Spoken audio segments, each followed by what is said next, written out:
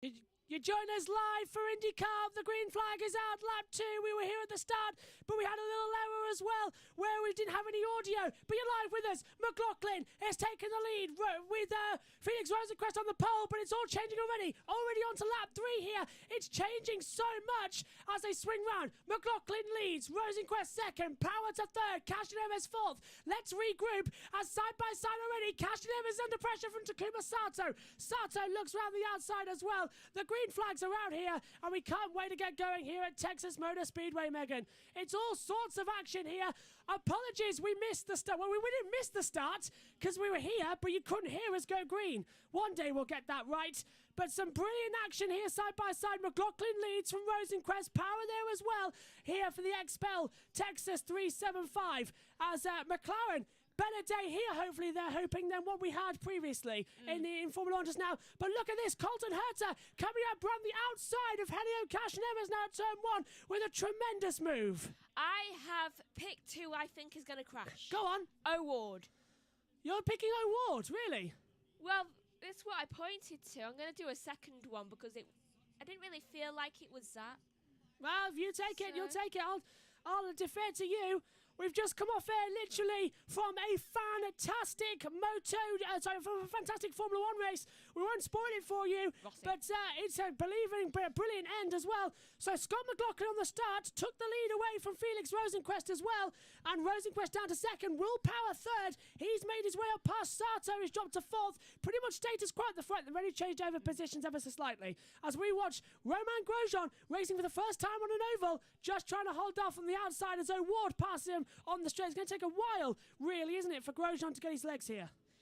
It will do, and it's all looking quite behaved right now. I found another word. Yeah, too well behaved, isn't it, at the moment? Something tells me it'll liven up near the end, or quite in the middle. Actually, it'll liven up quite a lot when everyone starts pitting. It will indeed. Here's the graphics then. It's already on to lap 8 of this race as well. We're just getting them sorted in a few moments' time. Everything just sort of switching over ever so slightly because we were late on air. But what a great race we're seeing already. We'll calm down and get into the race proper. Hello, Madam and Sir. Hello, drawn off as well. Apologies. As I said, we've literally just come off air from Formula 1. We came on air as they were round turn 4 to take the green flag. Literally the quickest come on and broadcast ever. But unfortunately, the mic wasn't working at the start. We've changed the lead, so the mic's working now. But what a Formula 1 race. And now what an IndyCar. Let me call the start again because we've on a picture. Oh, we've changed off the picture. So we're having a replay of the start, and it's not been given to us. Here's the start then. Great start from Rosenquist. Scott McLaughlin went round the outside as well. Great start from Helio Castroneves. He's got up into 6th place as well. But Alexander Rossi has been given a penalty already. He now must drop back 1 spot, Megan. That's a shame from Rossi. Though, do you know, I find the one disadvantage of having this oval type thing is that the cars move too quick for your eyes to see who the hell the number is. They move way too quick as well. It's quite hard keeping up, but the green flag's around. We've been running for around about 3 minutes at the moment, as you can see on your monitors. As who's that taking inside? That's not Pagano, is it? Or is it, what's happening here? I don't think that's Rossi either. It is. I can't quite tell in the camera lens here at the moment. It's pink. That's all I know. Is it Castroneves? I think if it's got a blue side pod, it's Rossi. But I think the caution's coming out because it's going slow. He's on the pit wall. I see a bluish hint. Yeah, caution. Full course caution. So wait, full course caution. Thanks, Josh. Is it Rossi? Did I not just pick him? It is Rossi. I think it is. I picked him and it already happened. 27, it is. It's Alexander Rossi who's coming to a stop. The driver who got a penalty coming to a stop. So we're under caution. We're just going to get this ready and up and running for you. As there we go. Full course caution now flashing on the monitor. Oh, you can't beat the curse. So we've done 13 laps before the first caution comes out. You see it goes fast here for 248 laps. Hello everybody, should we do a proper introduction? Hello everybody, welcome to the Texas Motor Speedway here today. McLaughlin leads, Rosenquist second, Sato third, Herta fourth, Power fifth. We literally came on air as they exited the last corner and I'll tell you what, we had problems with our microphone, we had problems with our camera in St. Pete and then we had problems with our mic here today. Hopefully at Long Beach we'll get it sorted. But better late than never because everyone's just migrating over. But what a race. I love how the curse already happened.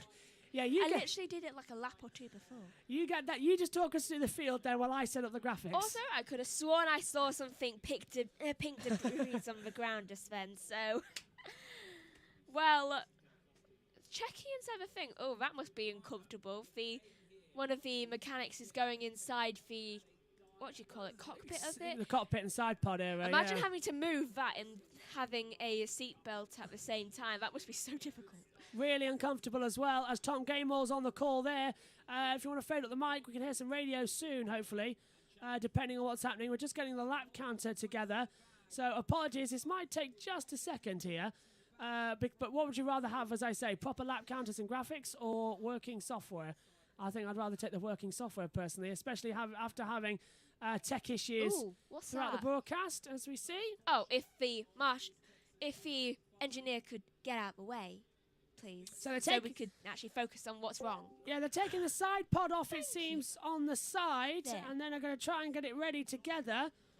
Not sure what's happening. Everyone's taking the opportunity to pit. Yeah, I knew you were going with that one. McLaughlin stays out there. It's Kirkwood, Eilert, Ray Hall. I just worked out, actually. Don't need that because we never started it, because we were live. So it's Carl Kirkwood, Callum Eilert, Graham Rahal, Dalton Kellett, Jaya Hildebrand, Santino Ferrucci coming in. But Josh Plays, who's down at Race Control for us, has news about Santino Ferrucci. Yes, indeed I do. Jack Harvey has been replaced by Santino Ferrucci for today's round of IndyCar due to a crash in free practice earlier. And also, Josh, I'm happy to stay on. Fab. Thanks, Josh. You're going to need it because Megan's going to disappear every now and then to get things sorted. Right. Give us a moment. As I said, we are just getting everything together because it was such a dramatic end to that Formula One race. Let's reflect on it a little bit. Rossi's out of the race. So that lasted approximately 0.2 seconds, didn't it? Rossi's out. Well, the curse seems to be sticking. It did, didn't it? As well, so we're just launching. I'm not a happy man. He's not, is he? As we're just launching over race control documents now. Hopefully, we're going to see something soon because I can't see it appearing on my monitors. I think your monitors are a bit slow, to be honest. Green flag! We're back to green as McLaughlin takes it away. So McLaughlin leads ahead of Rosenquist. As well, Sato just behind. There's a problem in the midfield. One of the Carlins, that was Jimmy Johnson, actually. In the Carvana, nearly made contact. Jimmy Johnson racing his first oval as a IndyCar driver, not a NASCAR driver, but he has raced at Texas before. In fact, he's won here at Texas before in the NASCAR. But in IndyCar, it's a completely different kettle of fish. Side by side, O'Ward in the back, passing VK as well. Romain Grosjean getting stuck in as well in the DHL car as well. All scores again down towards the first couple of corners. Yes, and I've got to say, it is sad for Rossi being out so quick, though you can't beat the curse, can you? You can indeed. McLaughlin leads the race with Rosenquist second, but how long for? We ride on board now with Pato O'Ward is right behind Marcus Ericsson. Ericsson's closing in again, trying to find some good positions out there and trying to find, actually, Megs, some sensible positions right round the outside of the braking zone and takes him.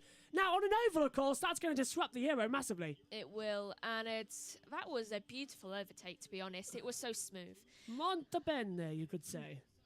Right, so the top 5 right now are, in first is McLaughlin, second Rosenquist, third is Sato, fourth Herta, and in fifth is Power. Let's open up fully, shall we, with the social screen? Got that open now. And we'll get that fully socialised and working. But this is a fantastic situation, Megs. We've got panning out here where we literally don't know who's going to take victory in this race, do we? We really, really don't. And what is the actual lap times for this? Because it Speeds only. Speed? Yeah, turn 1 speed. Lap time usually comes up at the back here, but it's not coming up on our monitors. But at least we've got green flag running. But look at Rosenquist, Megs. He's closing in and catching up is Sato. Sato's moved up to 3rd place. Rosenquist going for the call as well to try and have a go. I'll do you a favour. When they start the next lap, I'll time them. That'll do. Make an announcement, make a timing of it and see what it is. They come through quick, though. Shouldn't be more than 20 or 30 seconds or so as they come through. Side by side further back as well. That was Ericsson and Dixon. as well. Dixon's getting involved in the party. And it seems, Megan, everyone's just trying to hold on for a couple more laps. They are. And I've started for timer. Let's see what it is then on the board. As we'll open up the driver thing as well. And I thought we just had it yellow, but it's staying green on all our monitors up in the comms box. As McLaughlin fights instead. Let's hear from Rossi. Confirmed staying green. Battery voltage from really the start of the race. Ooh, 23-23.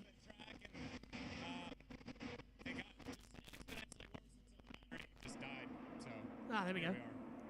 here we are yet again talking to you in the first few laps of a race. What do you make of the luck that you've had here in the last couple of years? Well, at least we saw the green flag, so that's cool.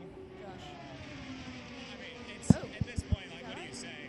No. It is what it is. I think the car was amazing. I think the Nap Auto Nation boys did a wonderful job. Like all weekend, it's been really nice to drive. The green flag call was a little bit ambitious, so we had that penalty, but we were giving the spots back anyways through the You might not see the engine cutting. But it's a shame because I think the car was fast. I think it was a really good car. I think we had a good idea of how we were going to go forward in the race, and to not get that opportunity it's pretty sad. Thanks, Alex. Sorry. And Megan's calculated the distance of this race and how long it's going to take. Megan. It will be an hour and a half plus 5 minutes, so 95 minutes long. Is that all? 95 minutes. Is it me or is our headsets on our audio's going down a little bit? I think I know why. Hang on. If I take this out, we might... look, there we go. There. Instantly better on our earphones to help. So 23 seconds per lap. McLaughlin leads. And Got we've already 4/10 of a second to Rosenquist at the moment as We've well. already done 10 minutes of that. Already done 10 minutes? Seriously? Doesn't it? That's insane. 27 laps completed. 12 minutes. Yeah, look, 12 minutes 53 completed. I think that's the timing. Yeah, I think that's it. 23. The sector 1 times, no sector 2, there's no sector 3, so I think you're spot on. So it's a sector per lap we're listening and hearing I've to. just Josh, realised go on. that Roman Grosjean is doing an oval. Yeah, I wouldn't forgive you for missing that as well. I missed it until I saw him on the track.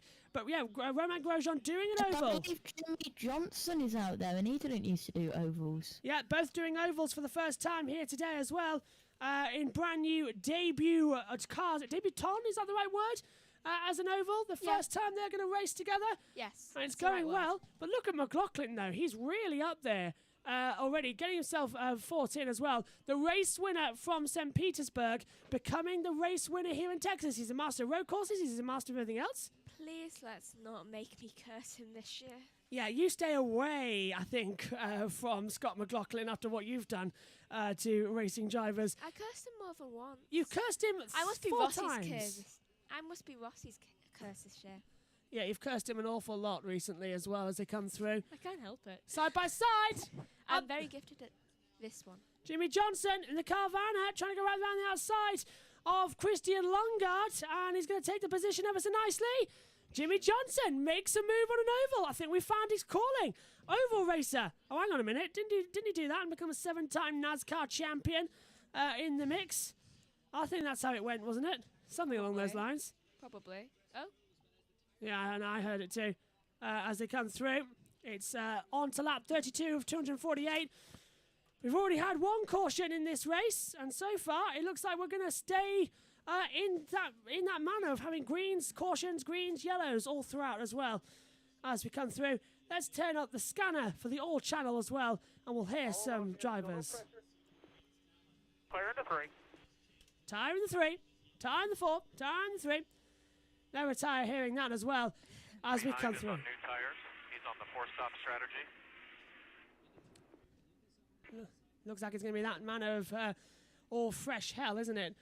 Further back as... Oh, big slide! My goodness! Very professional, as you can see, Scott, all the way down the That was David McCulcus. Yeah, David McCulcus having a huge slide, Megan, on the start-finished area. That is You know better than I worrying do. for him, certainly. I Outside. really hope there's nothing on the track that's making him slide, like oil maybe. Yeah, that's the last thing we need, especially on an oval. It'll red flag the race, but we're staying green right now. We've been green now for around about 10 minutes, which is nice to see. Megan Birch is going to disappear and Rossi's come out. back. Rossi's left the pit lane. Oh, so he was out of the car, now he's got back in again. Okay, we're doing a good job here. He does that a Just lot. maintain. Is Rossi actually circulating? I can't. Yeah. Yes, he is. Yeah, so Rossi's actually out there on the track, which is great news. As they come through. As we go back on the accelerator. As they come back, McLaughlin leading the way, 0.2 of a second. We're on board with Jimmy Johnson, making his debut here in IndyCar as a, yes, you heard it right, folks, a oval driver, same as Roman Grosjean. Let's take a look back at the restart. As they, oh no, is this the restart live? That's the restart. Dixon was going a bit wide. That's Scott McLaughlin's radio you can hear as well. On the earphones as well. He's just having a little bit of a battle, a little bit of a situation out there, and just sort of they're all chatting, Megan, to say, no, my dear friend, after you at the restart. When all in reality, they want to go, let me in now, with a big punch in the face. Yeah, they really are. And it's Palou, Alex Palou, is he having an overtake? What's he doing? Side by side. That's the 14 of, that's J.R. Hildebrand in the number 11. Further back, so Hildebrand going for a move now, Megs, it seems. Yeah, Around the outside. and it's I must say Kirkwood is doing quite well for a rookie, to be honest. Indeed, as they come through. There we go, I can take a seat now for the first time because this is a long one. And I can start to watch the race, actually, because we've been on air now for 15 minutes. And 17 minutes, haven't we? We've been calling the race. And let us know, by the way, if this is all working correctly on the YouTube. Can't open up the chat, but we've got the tweet deck as well. So hello to everybody watching and making the move over. Megan's going to leave the commentary box. She's going to take a laptop with her as well now, and she'll keep an eye on the race as I'll unplug it. Meg, just do me a favour. Talk us through the running order for the top 5, please, while NBC go to an ad break. Right, so the top 5 has stayed relatively the same, to be honest, with first being McLaughlin, second Rosenquist, third is Sato. Oh, I'll deal with that. There you go. Fourth is Herter, fifth is Power. Speaking of power, it needed power. This went to full screen. There you go. So Megan Birch leaves the commentary box. I'm still here with the box with Josh Plays, I believe. Josh, you still there? Unless Josh has stepped out. Oh dear, I'm flying blind. Yes, hello. Hello, Josh. You're promoted up to co-commentator. Hello. This is my first time officially commentating on IndyCar. I'm Josh Plays, behind the scenes pit lane reporter and race control for Formula One, and I'm also doing race control in the background in the Discord for many, like British touring cars, Formula 3, Formula 2, etc., etc. Just turn your gain down a little bit because you're coming in a bit muffled on my end, a bit loud, but a pleasure to have you. Now? That's better, yeah. Okay, cool. What do you think then? Scott McLaughlin leading the way, 0.3 of a second to Rosenquist. Stands a fantastic opportunity here, doesn't he?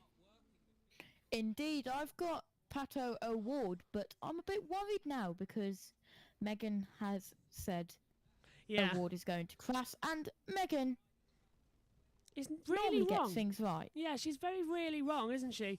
At the moment, as I'd love to have. Just go on. I'm just modifying and improving my race control IndyCar board currently. I'm trying to drag you on in camera in whatever way I can as well. Still an ad break at the moment on NBC, so it's a pleasure if you're watching us here on the YouTube for full coverage. You get all the timings, all the messages as well, everything you need in order to watch a race. You can find it here as well as they come through.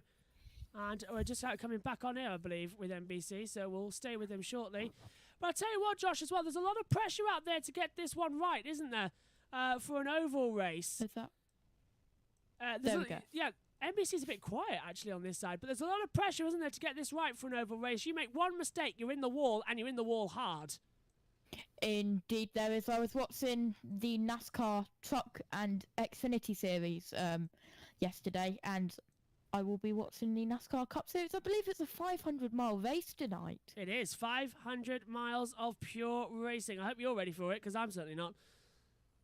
Are you on USRN for that one? I'm not, unfortunately. I'm just going to be I'm just going to be watching it instead of actually doing the commentary for it.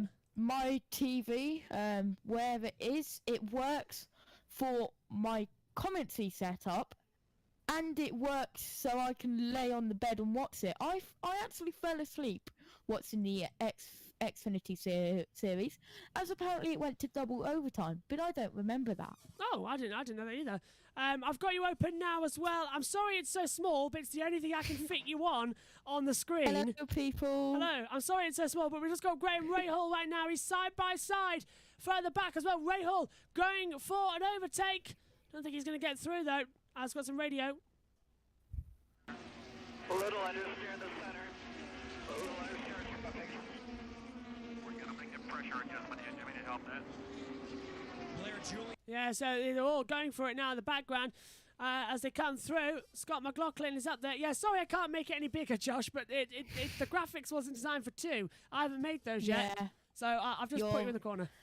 Your graphics are very packed. The points as they currently run, Scott McLaughlin is 107 points.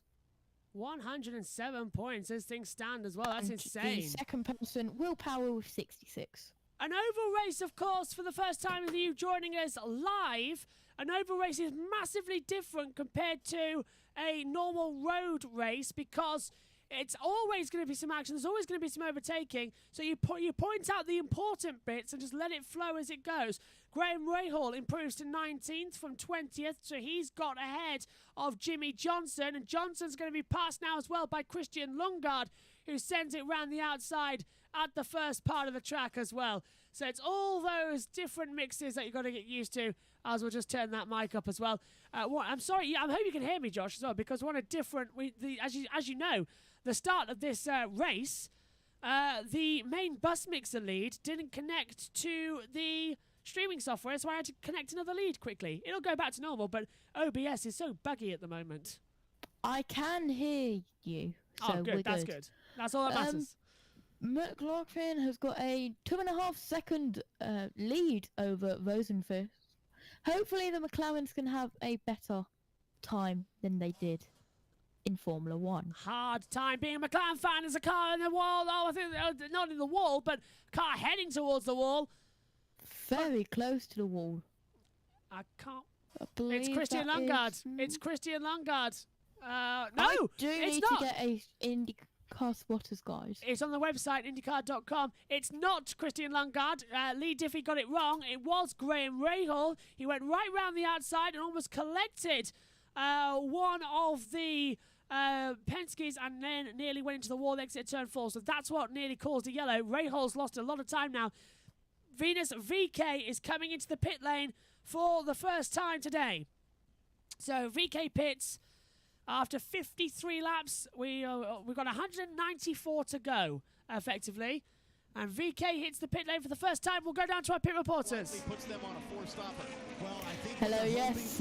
Oh, wasn't you, not you. Later in this race because they're rider on the very, very early edge of maybe being able to do it in 3 stops. So they would need a lot of caution. VK saying that car, absolute handful. We saw that in the replay a moment ago. Way too much understeer in that 21. But yes, very early in this window, pitting for Venus VK. You're in the commentary box now, Josh. We've left you up from the pit lane. You're on the com box. So yeah, I'm still in Formula 1 mode, aren't I? You are, yes. As everyone gets now repassed as well. Scott Dixon just being passed as well for position. I think that was by Kyle Kirkwood in the 14. As it's the pit lane comes Marcus Ericsson. Dalton Kellett coming in as well. You can see on the monitor just below us. So Dalton Kellett pits as well. All sorts of drama going on now, Josh, as well. Let's go down to the pits. Earlier than everyone else wanted to come, Kevin, but they can come down pit road like Marcus Ayers can here, get those fresh Firestones on, and maybe gain some lap time. Joseph Newgarden told me before the race, I think we're pretty good. I'm also not sure whether it's a 3 or a 4 stopper, and he's kind of right in between. He's probably going to need a little bit of yellow to be able to make it on 2 more stops, but they still have open options after his first stop, Marty. Scott McLaughlin, who has led 56 laps so far in this race, so the 57 run brings his number 3 car to pit road. The first stall here on pit road as well. He said the handling drastically changed when he got out front. You saw that huge wing adjustment they made on the 3 right there. So the car was too free, and this wind is becoming a factor, Townsend. They are really talking about how the wind is playing havoc with the race cars on the track, Kevin. The wind is quite high as well, as you can see. The American flags blustering as well with the Lone Star State. Everyone coming to the pit lane. Phoenix Rosenquist now coming in. Loads of fuel, splash and dash. Hard tyres, obviously. Ward's also in the pit lane. Yeah, and Lundgaard too. So they're all coming in. So McLaren's with a full stop on the deck. As you can still see on the message board as well, next to Josh on the monitor. I've now adjusted everything because there was too much dead space and it was annoying me. So some live graphic changes. How about that for IndyCar? One of these days, I look forward to a time when we can just do an IndyCar race and it's just IndyCar, not got anything going wrong with it, not anything having to rush to it, just a pure race. Because we haven't had any build-up to this race either. We came straight on and they were exiting turn 4. So hopefully now we can put that to bed. It's been a busy day. Formula 3 went wrong. Moto 3 went wrong. IndyCar went wrong as Lundgaard has a very long pit stop and now gets going as well. It was 10.4 seconds stopped on the deck. Ilott coming in a side-by-side further back as well. Marcus Ericsson, I think, was going side-by-side across the start-finish straight with Joseph Newgarden as well. Hopefully we'll see that. Romain Grosjean pits his first pit stop, Josh, on an oval. This is an interesting call. He's done 62 laps. Do you think Grosjean will adapt well to IndyCar racing on an oval? I think he will. Tons of people coming into the pits now. Sato, Herta, Power, Dixon. A good stop for Grosjean in 9 seconds. Sato takes the lead from Colton Herta. No, correction. Sato and Herta now pit as well.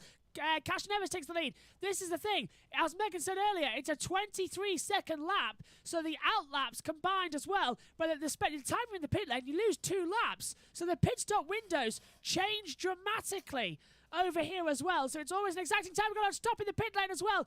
The 51 in trouble down there of Takuma Sato. He's coming awkwardly because there was a car just behind him in the pit box. And that car was... Oh, guess who it was? Go on, have a guess. It's the car that's been in trouble nearly all the time throughout today already. It's David McCulkus as they head back down again. So I'm going to have a quick look and see. It's because Sato had a pit lane. So Sato running out there as well as race off pit road. Johnson, Cash and Evers as well, actually. And yeah, David McCulkus just causing a problem for the 51 of Takuma Sato in the order in the pit lane. Yeah, the 18 just behind.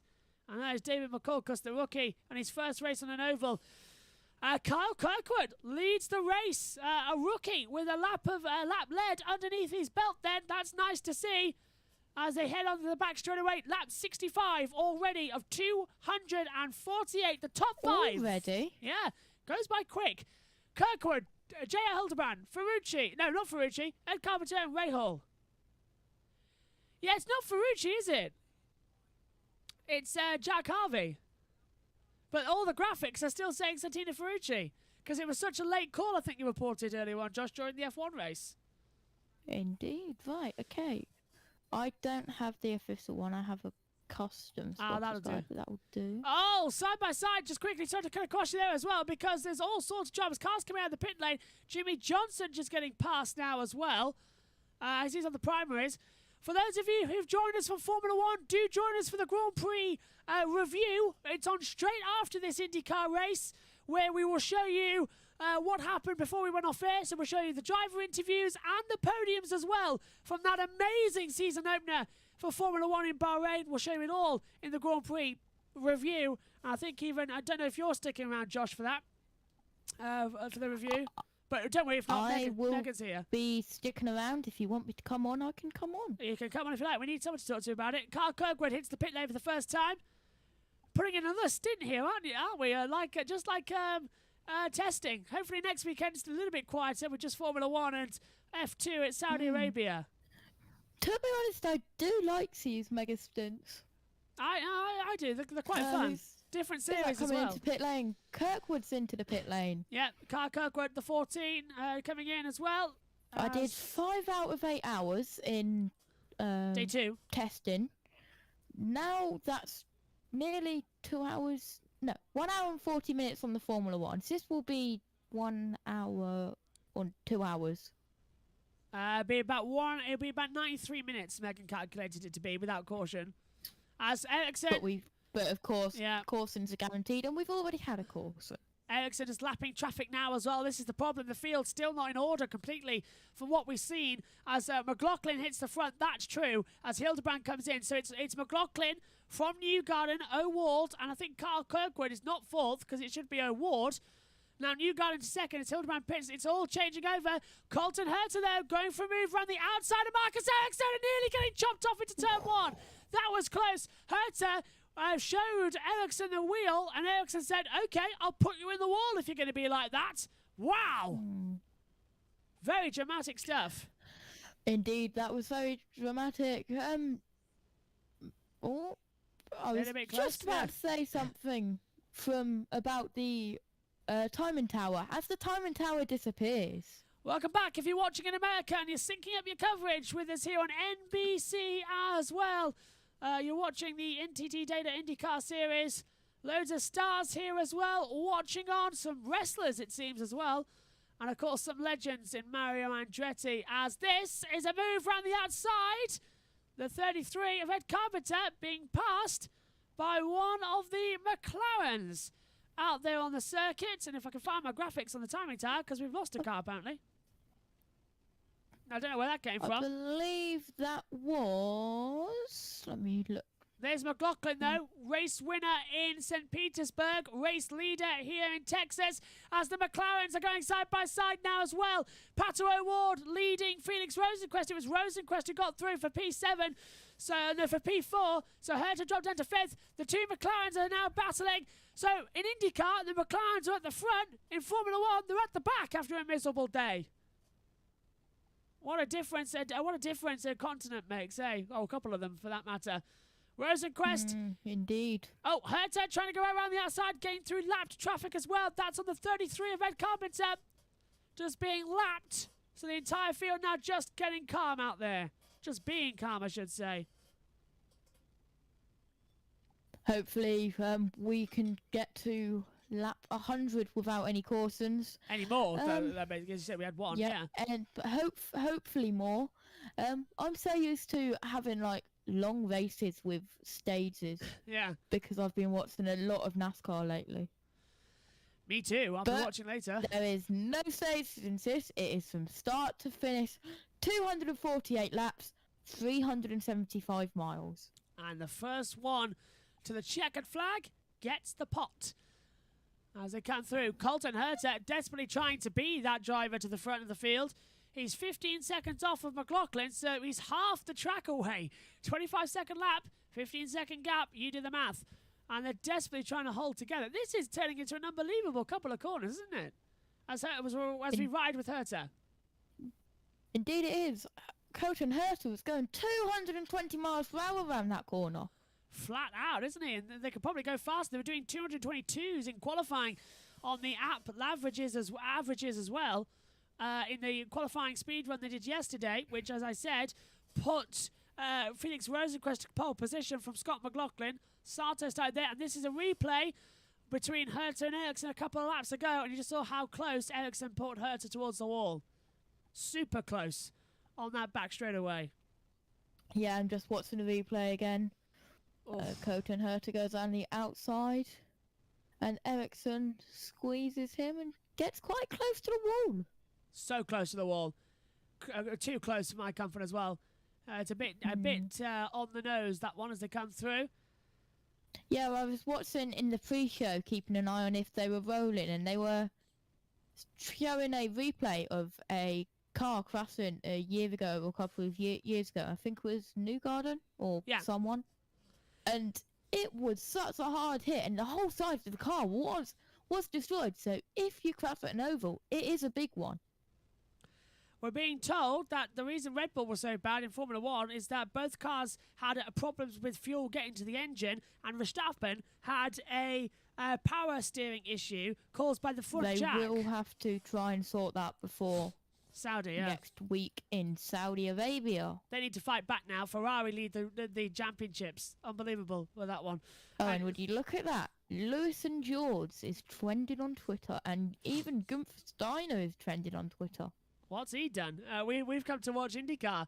Not sure what they've done. If you want to watch in the UK, it's on Sky Sports Mix, not Sky Sports F1. That's at 10 o'clock for the changeover. I can't wait. I was talking with Tom Gaymore, who's commentating on the gaps between the sessions here. I texted him during the week saying, I'm going to leave Formula One to go straight over to IndyCar, and it'll be such a close turnover. He said, that is very, very tight. Good luck with it. Can't wait to tell him we made it, but the mic didn't work for a lap. But we made it. We got on. Sky Sports Mix can be found on channel 121 for Sky TV customers, apparently. Oh, perfect. On Sky Q, it is 416, and third sync can watch on 507. Devil in Di Francesco just moving up the order. He's P15 at the moment. He's passing Lundgaard. Sato's in the mix as well. Jimmy Johnson up there as well in 19th position. Think Jimmy likes the ovals a lot more than the road courses. Jimmy's flying out there. Yes, he's 19th, but it's his first oval race, and he's coming alive. I'm seeing some of the old NASCAR in him as well. That's made him a 7-time champion in that series. This race starting to become alive and starting to become fun, which is more crucial. As we swing back round again. Little bit of contact on the back. No, of course, we saw a horrific accident here back in, what was it, 2016, with James Hinchcliffe going into the wall, and the race then being stopped, being the longest red-flagged race in F1 history of 3 months, 6 days, 17 hours, and 27 minutes. As well, it was the longest red flag in history, as they had to leave Texas and come back later on in the year because it got flooded. Hopefully it's not going to be like that today. Tom Gaymore was on the call that day as well. He's on the call here today on Sky Sports Mix as well. Daly was into the pit lane a couple of laps ago, but he's come back out and he's racing as well. For Rich, he's got a couple of laps down. Time for another breakdown as well. It's McLaughlin leading this race from Newgarden, O'Ward, Rosenquist and Herter. And side by side, Jimmy Johnson going for a move as well on Takuma Sato. Sato holds the inside line. Can't find a way through on the outside. Let's open up actually a radio that's actually going to tell us. Let's open up the all scan because, there we go, we're not hearing much. Close up on that gap in front of you. Let's close up on that gap in front of you, they're being told. McLaughlin, I think, has a lap over Newgarden. No, he's 8 seconds. Trying to catch a yellow. Keep doing what you're doing. So some of the drivers. So some of the drivers. P2 about 2 seconds behind you. So some of the drivers are being told that they're trying to catch a yellow. About 2 in line. About 1 inside corner. Clear, clear, clear, clear, clear. Extra 1 whenever you need it. I'll tell you what as well, Josh, just quickly as well, a double Red Bull retirement in the season opener. Team LH have gone nuts. Indeed they have. And I do not really want to be on Formula One Twitter right now. I don't. I've just had a quick look at all the things as well where we listen to some radios. Why is Michael Massey trending on Twitter? I think it's because we had a late safety car restart and they were all up there as well. They were just getting go into ahead. it. A little fuel to catch up to those guys. That's Go to, Oh my so word, go ahead, Paddy use a little Power bit have in 5. tweeted. 2 seconds. Christian Horner, when he realises Michael Massey is no longer the race director, and Christian Horner's just crossed his arms in the corner. Anyway, back to IndyCar. McLaughlin is in the lead with a 6.5 second gap, 6.4 second gap now to Newgarden, and That's he's slowly perfect going pace down. right there. That lap's a perfect pace. McLaughlin's being told that lap he just did is the perfect pace. So it's looking quick once again. Suppose we can take it. Let's get some more accelerations. Let's get some more power up there. We're riding with McLaughlin now. If you're watching the one, there's 157 laps to go. We're on there for 40 minutes covering this race. And already it's so dramatic. You don't know what's going to happen next. You really don't in this one. And it's just starting to tick down. Reference, Ray Hall was working that high line in 3 and 4, that second groove. He made 3 passes there. He's the only one that's been doing that. 1 and 2, not so much, but 3 and 4, he made a couple passes, so just put that 3 back. Yeah, no worries. 10-4 says McLaughlin as well over the radio, just being told about the fuel pressure issue as well, just making sure everything's okay. They're all trying to catch yellow flags coming out as well, which I suppose they need to, and they need to keep an eye on it, but it's not really that important at the current moment in time. You're back with us on NBC here for the Texas 375 or the XPEL 375. Just realised as well that the tweet deck is wrong, so we will move over and try and get that sorted for you. Because what's the point in having that working if it's not going to work? So we'll use hashtag IndyCar if you want to get in touch with us. Josh Plays is using that as well, and is keeping an eye on everything. But it's all kicking off on F1 Twitter. Now that you've said that, it might be a good idea for me to get it up. Yeah. That would be a good idea. Here we go. We got the right graphics now. Are you still using hashtag JB Motorsport as well? We are still using hashtag JB Motorsport as well. So if you want to get in touch as well, use the hashtag JB Motorsport on Twitter. And Josh will see that as well and get it up to us in the box. It is, the hashtag JB Motorsport on Twitter is the best way, because it is really hard to see on the hashtag IndyCar and hashtag XPEL 375. If you also want say that again, to make we had some sure... radio. We had some radio, sorry, say that again. If you want to make sure we see it, tag at Josh Plays 01 and I will see it. Yeah, and then Josh will say it up to us up here in the comments box as well. I suppose mine is at Joshua Birch 99. That's BURCH for Birch. I always get asked why. I don't know why either. It's not the tree. It's like something else. So BURCH and 99 as well at the end as well. We need a graphic with that on. I'll go to work on that to get a graphic we can pop up on the screen. Maybe a ticker at the bottom that can put the socials on. But it is, I'll tell you what, our screen's massive a fun now, website where you can get animated pop-ups. Oh, nice. You have to send me that then. There's a lot of grading. If you look at the monitor there, Josh, look at this. There's a lot of grading on the rear left and the rear right, actually. Wow. Lot of grading on the tyres, and that's going to be a worry. They did 60 laps. That's not long. Caution! Okay, great job here. Great job. We're going to spin this one Is it? all the way through the tires. Indeed, That's 40 it's laps just on them. popped up. Don't know why. That is a full course caution. Sato! Oh, it's Sato. Sato's out of shape on the back straightaway, and he touched the wall. I think he's had some other accidents. Is he going to hit the inside wall? No, he isn't. So Sato... And so has entered the pit lane. Let's head down then to Sato's radio. If we can get it open, it's on the radio now. Sato into the pit lane. Another caution. Same part of the track that Rossi, I think, had the error. That's Sato's radio open. And did he make contact? I give a lot of space, and he just come up and they're running it. We're hearing from Sato himself. Yeah, Devlin Di Francesco came up and put Sato in towards the wall. He just saved it, running all across the rumble strips, but of course it triggers the caution immediately because of that part of the track. There we go. I was wondering why TweetDeck wasn't working. It was on the wrong one. Now it goes flying by. Full course caution out again then. The yellows are flying. 149 laps to go. Second caution of the night. And I'm going to try and sort this out. Go on. Anyone who is a rocket person like me, Ship 20 is on the move. Oh, nice. Right, just going to plug this in, and hopefully, Josh, you'll be able to hear the radios that we're hearing as well, now that we've hopefully got the right software going on now. Awesome. Ah, what a shame. I said, could we try and get no cautions before lap 100, and it's just turned to lap 101. Oh, well, you timed that to perfection then, didn't you? I'm blaming you on that one. Can you hear us clearly, by the way? Yes, I can. Yeah, because with Formula One I can hear the radios, but on IndyCar I have no idea when the radios are coming on. Indeed. Because I can't hear them, so apologies if I talk over them. Well, you would have heard it if it wasn't for me having to swap the leads over from one busman to the other because it had an error. That sun is going down and it's reflecting, so let me pull the blind down. No worries. So we've got Sato's radio open. Let's open up Scott McLaughlin's radio because I think they're going to come into the pit lane soon. To change over, which is always nice. Safety trucks are in the front stretch on the bottom. That's McLaughlin. Yeah, the little cars, and they start finish straight on the bottom, just clearing up the line, so he's going to have to go high. Okay, it's going to be a busy pit lane. Trevor's going to help by standing at the rear tire, so help us get in.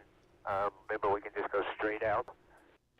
Once pit's open, we will pit again, it'll be a very busy pit lane, but fortunate enough we're all way this in.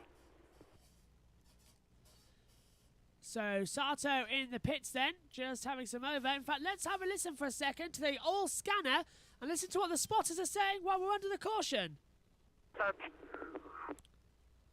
Where I hear it. This is them now. We've been doing this one should be a bit quicker, so let's just be ready so we can take advantage of this on pit road. Upside around these sweepers between 3 and 4. Turn 3 and 4, we got to go high. Go up to the high lane. So high lane being told. Here, there's sweepers in lane 1 and 2. 3 and 4 here. Move, turn 4, right? Correct. So 10-4, yeah. It's amazing hearing all I this, can't isn't do it? a restart like this. That's McLaughlin to... Oh, hello. That was Sato. We're going to box right now, and we're going to stay out and get our lap back, hopefully. So going to stay out, get the lap back. Turn exit 2. And we've got a problem for Romain Grosjean, Josh. Turn 4. Grosjean's got a problem. Yes, There's he a is slowing down. puff of smoke as well from the back. 4, you're going to stay out. I'm Copy. just sorting my it's back on, IndyCar pits and pixel out. Look at the bottom of the screen on the tweet deck. That's what happened to Sato. Look, going into the wall. Copy. And yeah, I think let's hear from Grosjean. Alpha 4, copy. Grosjean's coming into pit lane. He's got problems. Let's open him up on the radio. I think it's gone. Leader McLaughlin is in the pit lane. They're all coming in. Oh, this is going to work out perfectly for Grosjean then. Yeah, I've just watched the think timing he screen goes go back all into red pit lane or because no? everyone is coming Yeah, into can the they pit get to the lane. pits? 10-4. So, into the pit lane. Let's head to our pit Got him reporters. back. He says the car is pretty good, just hanging onto the Firestones and challenging towards the instead. Joseph Newgarden with a really good stop in and out right now. Marty, up to you. The good thing about this caution, Kevin comes out at a very good time. Scott McLaughlin wins the race off pit road. Now everybody on a very even playing field. Should be 2 more stops at the end of the race and an easy 50-lap run. Massive loss on time on pit lane for Felix Rosenquist. Yeah, Rosenquist having a big problem, but now into the pit lane comes Romain Grosjean. The brakes are smoking at the rear. You're hearing his radio in the back, and looks like it's also coolant maybe, because it's look, they were looking under, aren't they, to try and find out what's happening, but Grosjean's in big peril. Yeah, indeed. I was just looking at it. The race of pit lane graphic. Down 13 places, Rosenquist, and down 13 places, my pickle winner, Award. Oh. So it still says Award's second on our timing screens at the moment. Did you download Timing 71, their beta version? Yeah. Ah, good. That's what I use as well. Yep. Oh, here is a he replay of locked Pato Awards. Stop. Oh, the Marshall, he yeah, the ran mechanic got for hit. his pit mechanic. Yeah, look, he's okay. Got back up again, but that's not great news at all for the McLaren squads. Oh, and there was a problem again for the other one. Zenitsu on the rear Rosenquist. right as well. On Rosenquist, So yeah. that's why That's what, Pato yeah. Awards had a slow stop and lost 13 positions. Rosenquist Rosenquist also locked up into the pit lane. They had to wheel him back. Then he had a problem with the rear tyre as well. And his teammate Pato Award ran over his mechanics. McLaren are still having a bad day across the pond. And now the engine covers off on Romain Grosjean. Yeah, I have timing 71. I also have the timing 71 beta. Basically, to that side of me, I have a full. Well, it would be that side because of all of the mirrors. So he's that out. side, I have a PC.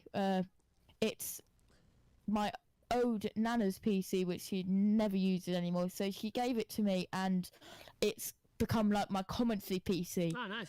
But unfortunately, when it's not on charge, it powers off, so it has no battery. To be fair, my MacBook's So- like that. It dies every now and then without battery power. Yeah. So yeah. Romain Hopefully- Grosjean's done for the day. He's got out of the car. Yeah. So Grosjean is out. His first oval experience lasting 106 laps. Question 103. Hopefully we will get a battery for that, and then I can take it out and about, maybe, because it's got timing 71 on it, it's got Google on it, it's got Twits on it for the esports, but that's not running anymore. Well, that one. Well, actually, neither of them are at the moment. That's really annoying. Yeah, I've got Discord on it, so I can access my Discord on it. So that I've got all of the To your left, timings. Yeah. So basically, that PC over there is just all commentary, and then the PC that I'm on now is like my general, but it can be used for anything. You're back with us at the Texas Motor Speedway if you're watching along with us in America on NBC. And this is looking to be another fantastic IndyCar race as well. There's a lot of hype coming up as well about this season for IndyCar, and certainly going to look forward to it. Tell you what, though, it has, and Roman Grosjean's car is going behind the wall. It hasn't been officially retired yet, but he's out of the car, and it looks like day's done. And I tell you what, though, especially with the smoking of the back and even the end zone cover coming off, it would be, if here's a replay of Pato Awards, the mechanic looks like the mechanic gets stuck in between the front wing and the wheel for a second. He did. He just a massive hit it, and then a lock up for Rosenquist. Then here comes Rosenquist coming in and goes too far forward, and they have to reverse it to start working on the car. McLaren IndyCar, McLaren F1 having problems with their brakes. Just shaking hands across the continents. And then Rosenquist has a problem on the rear right tyre. Still under Corson at lap 108 of 248. And if you're wondering why I'm looking that way all the time, it's because that's where my TV is. Yeah, and ours is straight in front of us. But Josh is usually at race control in the pit lane. But we've promoted him kind of literally last second, up to Cocons. The mechanic's hobbling and he's got some ice. Oh dear. I think I walked on the radio. Times here, James. No, he's just on board, so I thought we were going to hear from him for a second there. But this is like a temp setup. I'm in my room. I'm on my normal desk, but the wardrobe, which is that way, have to keep pointing the opposite way. That's a fully installed one. Yeah, the fully installed one. Yeah. Yep. So, and it's not the best. Oof. So when we have time, my dad is going to get it out and get rid of it. So then, Sis, what's going to happen? 2 seconds, Josh. Lungard's coming into the pit lane, and he was running 15th. I don't know if that's a scheduled stop because he did actually come in before. Oh, they're all coming in. Lungard, Ferrucci. Oh, well, not Ferrucci. Yeah. Harvey, isn't it? Harvey in the place for Ferrucci after Ferrucci declared unfit to race. Hildebrand, Carpenter, Eilert, McCulkus, Coulter, Kellett, Daly as well coming in. Grosjean and Sato being fixed in the pit lane. Rossi so far the only official retirement from the race. No, Rossi's back out on track. Sorry. Yep. They've passed. They've passed through, by the way, to get their lap back. They get the free pass. That's you. I have no idea what the free pass regulations is, so I'll just go along with it. They've gone through to get their lap back, it seems. Which is great. So basically, have we got a radio? I thought we did. No. One to go though at the line. I think I just saw the flag being held down. The radio now. Everybody's on a two-stopper. Right now, nobody can save to make it up one. It's way too high on the window. So what we're going to be doing here is we're starting in red 6 when we go, and we will go as hard as we want, and then we'll settle in just like you did the first stint. That's Scott McLaughlin's radio driver's coach as well, just saying in. And hello to Synthol, who says, I'm frustrated. Is that about, I cannot believe Red Bull, says Synthol. Deep breaths, and a double DNF for Red Bull is interesting. Let's hear that from Roman Grosjean. Engine issue, we lost power. Tried to get a couple of power cycle on track, but looks like, I don't know, a technical issue, so we need to look into it. Obviously, it's not great not to be scoring points today. Also not great not to get the experience on track. But it's motor racing, and there's a motor, and today wasn't happy. I know it wasn't what you wanted, but how were the 100 laps of experience you got at Texas Motor Speedway? Yeah, pretty good. The car felt really good, but there's no way you can pass here, so it's very frustrating. I wish we could use the second lane and get the momentum and cycle through the field, but stayed out of trouble, learned quite a bit.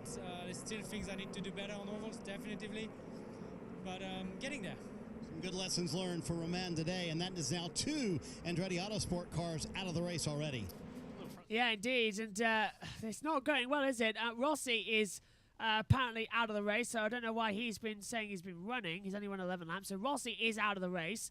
Sato is Dale Coyne Racing. He's going together, but Grosjean's out of the race, so that's 2 Andretti Autosports out, and we haven't even got to half distance yet of this race. Yeah, really not a good day. I believe 124 laps, I believe, is the half distance, if my math Yes, yeah, I'd go with that.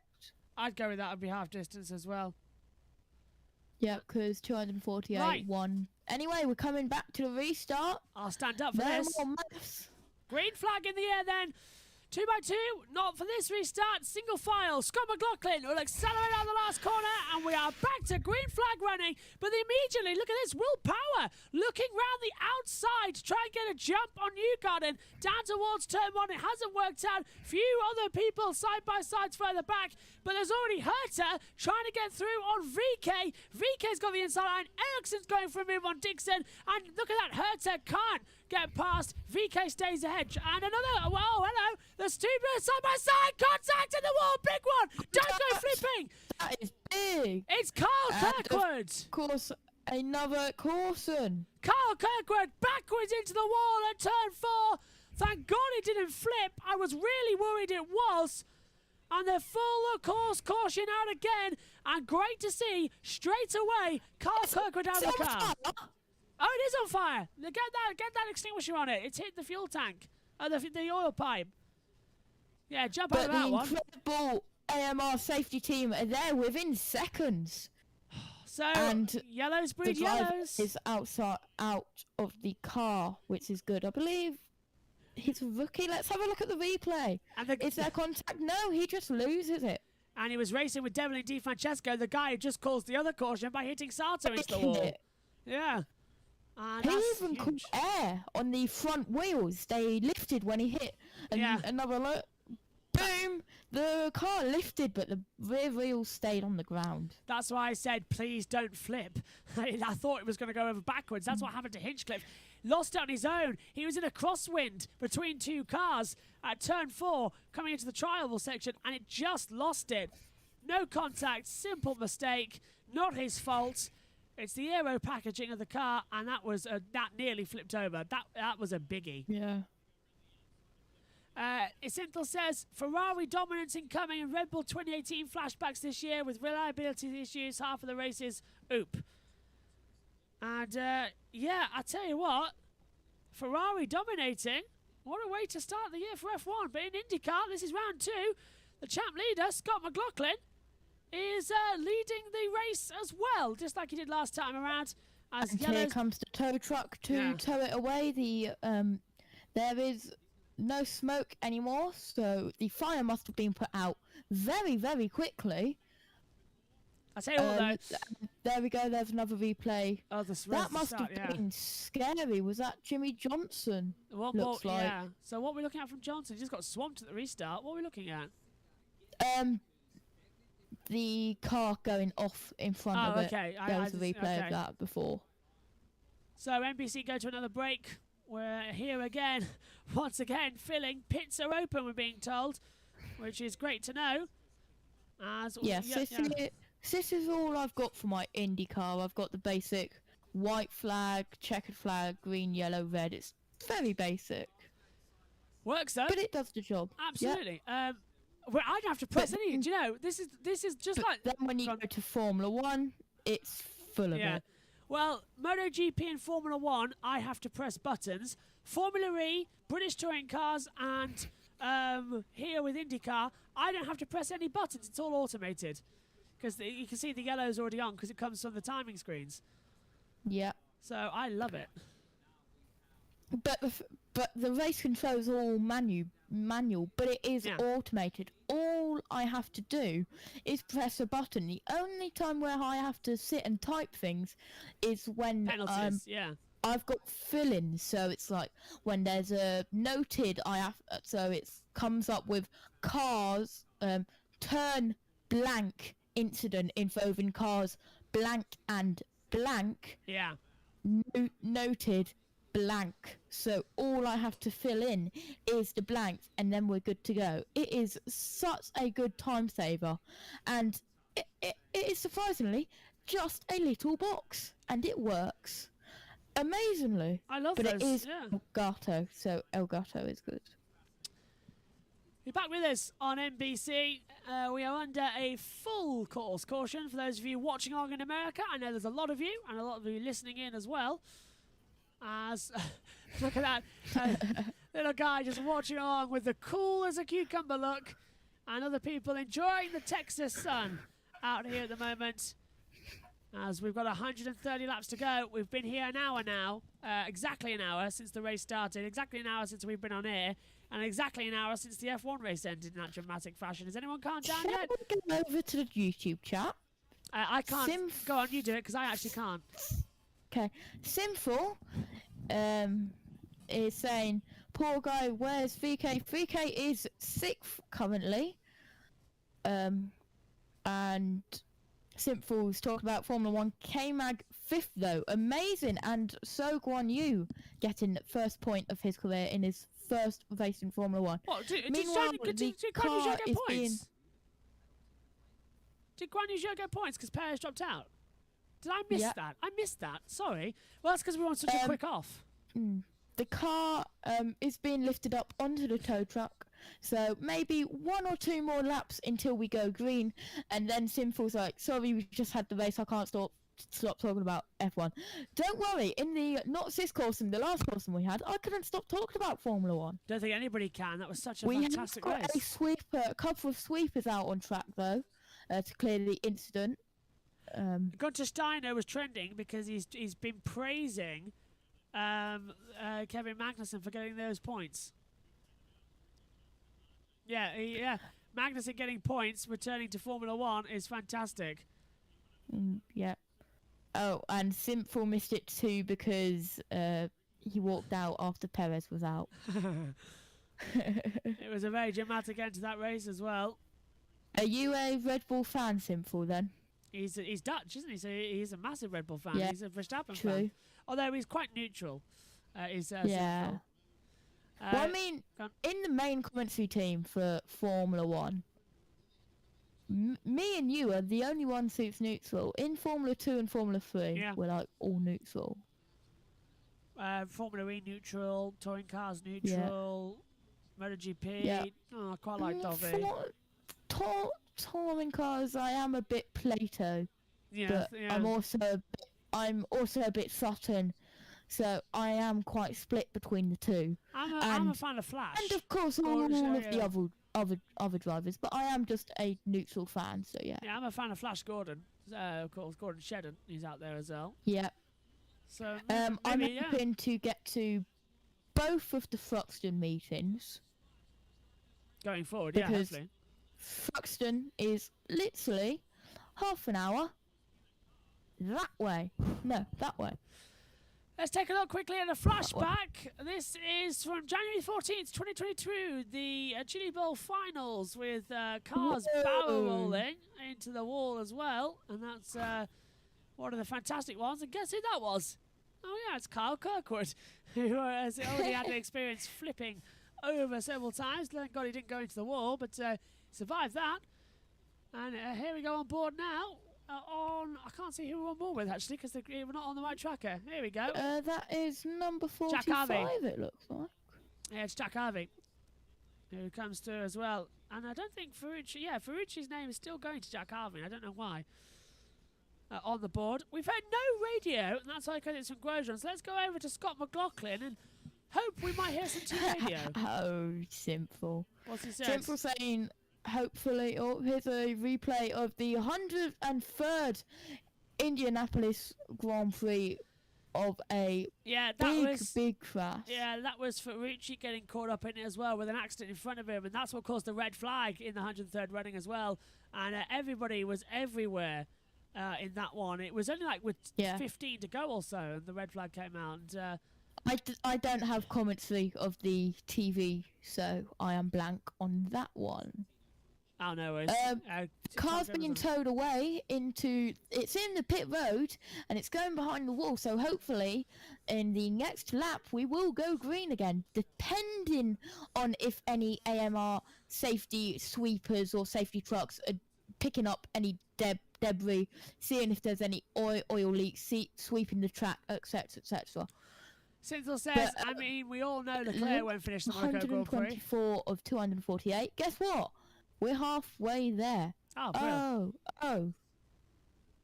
I'll tell you what. I'm not going to continue the song because of copyright. I can say it though, because there's people saying it. Yeah, everybody in this field is going to be living on a prayer in a minute to get through the rest of this. It's taken 2 hours. I'm sorry, it hasn't taken. Right there, they put a ton of speed dry down. They worked it in pretty good. Have I blinked and missed an hour? Start of the trial, just FYI. It's 2 hours 5 minutes. It says it has elapsed. It hasn't. It's 1 hour and 6 minutes. Sinthel says next stop Saudi waits Arabia. Saudi walls Arabia. Yeah.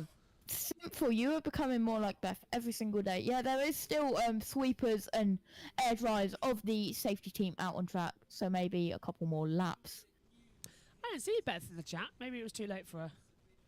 Yeah, Australia, so I believe it's 5 AM in the morning for them, depending on what time zone they're in. I know one of my friends is in New Zealand, and it is 6 AM for them right now. Oof. I know that pain. Over it right now. I'm looking forward to having some food and going to relax at the end of, well, not this obviously, but at the end of the Grand Prix review. I was going to message my dad saying, what's for dinner tonight? We've got chicken, I think, a chicken Sunday roast, which is nice, just what we needed, quite filling. It's not chicken, it's chicken. Oh, was that chicken? The problem is that I had chicken thighs last night. I had about 8. This is going to sound fat, but we're under a caution. There's nothing to talk about. I'm going to sound really, really fat here. Are you ready? I had 8 massive onion rings, a huge side of fries, and 3 chicken thighs. But literally, I had to take the chicken off it, and I shredded them. Absolutely. I hadn't eaten all day, and I needed something filling, and that was that. So I'm looking forward to A, having a normal sleeping pattern, and B, getting some rest tomorrow as well. Yeah. And of course, the other thing is as well, just getting everything ready for the week. And of course, Saudi Arabia next week. Reminder, no Thursday previews for F1 anymore. We'll be back with Friday weekend preview. That's an hour before first practice gets underway. Which is, let me just go on the schedule. And myself, Megan, will be in the box as well for FP1. See, this is what is good when having a pit lane reporter or side commentator. They can just go off and do their own thing. 1 PM the free show will be as FP1. It starts at 2 PM GMT. FAP, so it's 1. And of course, we've got to work out it's spring forward, fall back, isn't it? So it's spring forward next week. The clocks change on the Saturday, so we lose an hour, which is crucial for me. Next week? Is it really next week? Wow. Next week, yeah. We're still under caution. Next time by. Lap 128 of 248. 120 laps to go. Go as hard as you want there, and then we start to go into a bit of a fuel and tire safe. Can you hear that radio? No, it's really muffled. I could not even really tell. Oh, that's normal. We're going green this time. Olaf was going crazy, by the way, when Leclerc and Verstappen battled. Unfortunately, I didn't record that. I did record the 3 RBPT DNFs. I believe that's Red Bull Power. Yeah, Red Bull Power units. 2 seconds, Josh. Here we go. To the green. As they come, green flags are back out. Scott McLaughlin accelerates out of turn 4. And away we go. As an R-Factor reference, and away we go once again. Finally, it's been a long caution there. Yellows breed yellow, so let's make sure they're all okay. McLaughlin leads through 1. As they swing back. Side by side. Got a car on the outside. Multiple cars going side by side onto the back stretch now. Colton Herta. That's Colton Herta battling there. Oh, big accident! Huge off! Big accident! And I think that's Jimmy Johnson, and I think Ferrucci and Castanemas as well. This will really be a red flag for sure. The track's damaged. And it's the 15 of Graham Rahal in the wall. Rahal's in the wall. This will be a red. This will have to be a red. We've got cars littered. The track's blocked. And that's a huge accident as well. And is that Helio? It is Helio, Castro Neves, and a big off there. Yeah, Castro Neves has given the thumbs up to the AMR safety team. Yellows breed yellows, and I wouldn't be surprised if this will be a red. Look at the side of that car. That's number 29. Devlin Di Francesco. Yeah. Well, finally, because in all three cautions we've had that have run each other have been caused by Devlin Di Francesco. He hit Sato into the wall, and then he caused the last caution by cutting off the aeroflow to Carl Kirkwood, and now he's involved in a multi-car pile-up. What is Devlin Di Francesco up to? Castro Neves Neves out. getting out of the car. Right, who's fault? Here's the replay. Just talk us through. And it was the fault of Devlin Di Francesco, who's on the inside line. He got a wheel on the apron, and look, it just spins him around, and then already that puts Graham Rahal into a spin. He collects Helio Castro-Neves, and they all hit the outside. But it was all caused by Devlin Di Francesco hitting the apron, and of course the gap between a completely flat floor and a banking, it unsettled the car. He hit Rahal, who in turn took out Castro-Neves. And I won't be surprised if we get a red flag. I really won't, because the track's covered in debris, and it's one of the fastest tracks of the year. They'll have to clean it up. So I won't be surprised if we see the red flag for a 10-minute clean-up. No red yet. Currently still under full course caution. It'll go red if we see it. So it will go red if we see it on the monitors, and we'll be told as well up here in the race control. But oh, what a dramatic couple. That's our fourth caution and our third in a row. Yellows breed yellows on ovals. They've got to be calm about it. Oh. Yep, 4 cautions. Yep. Look at the speed of that. Still after Castro-Neves hit the wall. He's of course, not happy. The only person in the pit lane currently is Grozon, but he has retired. Texas is not the same for IndyCar, says Joe Sammiego on the Grid Network. You're right there, my friend. It's NASCAR also go to Texas? Yeah, that's one of their main races. Yeah. Well, yellow, and now we have to wait as is the Yeah, look at the cleanup there. There's an is that a? I was going to say that's an ambulance, but that's like a fire support vehicle. Yeah, and it looks like as well that we might just get away with not avoiding the red flag, but I wouldn't be surprised if they decide to go to it, because there'll be debris all over the track, and the last thing you want is a shard of carbon fibre on one of the fastest turns. Let's go down as well. Kevin Lee. What a run on your first oval IndyCar race. Tell us about jumping all those spots, and then you're going to see a replay for the first time of what put you out of the race with the crash. Yeah, we were running a phenomenal race. We were starting really far back, and unfortunately, there at the end, I got caught out in the PJ1. But man, the restart that we had, we went right to the front from mid-20, so I was super happy with that. But what happened there was, once I got into the PJ1, I was good at first, right? So I'm around the outside of Devlin, and he wiggled a little bit, came up on me, and it pushed me just too far into the PJ1, into that resin, and the car let go once. I caught it, and then the next time there was no catching it. So unfortunately, I was just forced up there, and I think maybe that just happened to a couple more guys. I didn't get to see what happened, but that stuff's slick, that's for sure. For rookies, the goal is always just to run a lot of laps. Did you run enough to feel like you gained some valuable experience that you can take to the Indy 500 and coming back here next year as well? Yeah, no doubt. I mean, we ran over 100 laps there and did a couple pit stops, and we were able to gain positions, and I figured I was getting into a nice rhythm there, being able to pass some guys and getting runs on people. But, I mean, of course, we wish we could have finished the race there, but we were having a great race up until that point. It just sucks that, unfortunately, for the number 14 Rocket Chevrolet guys, we weren't able to put it up front for them or keep it up front. Thanks, Kyle. Thank you. Carl Kirkwood talking with Kevin Lee down in the pits or under another caution here. And, of course, let's go over to the chat as well. Dronov says, when people run in circles, it's a very, very mad world as well. Well, the Romans invented oval racing, believe it or not. chariot Did they racing. actually? They did with chariot racing as well on ovals. You learn something new every single day, everyone. Gladiators flying around with horses on the front, with single cart carriages. Everyone fighting as well.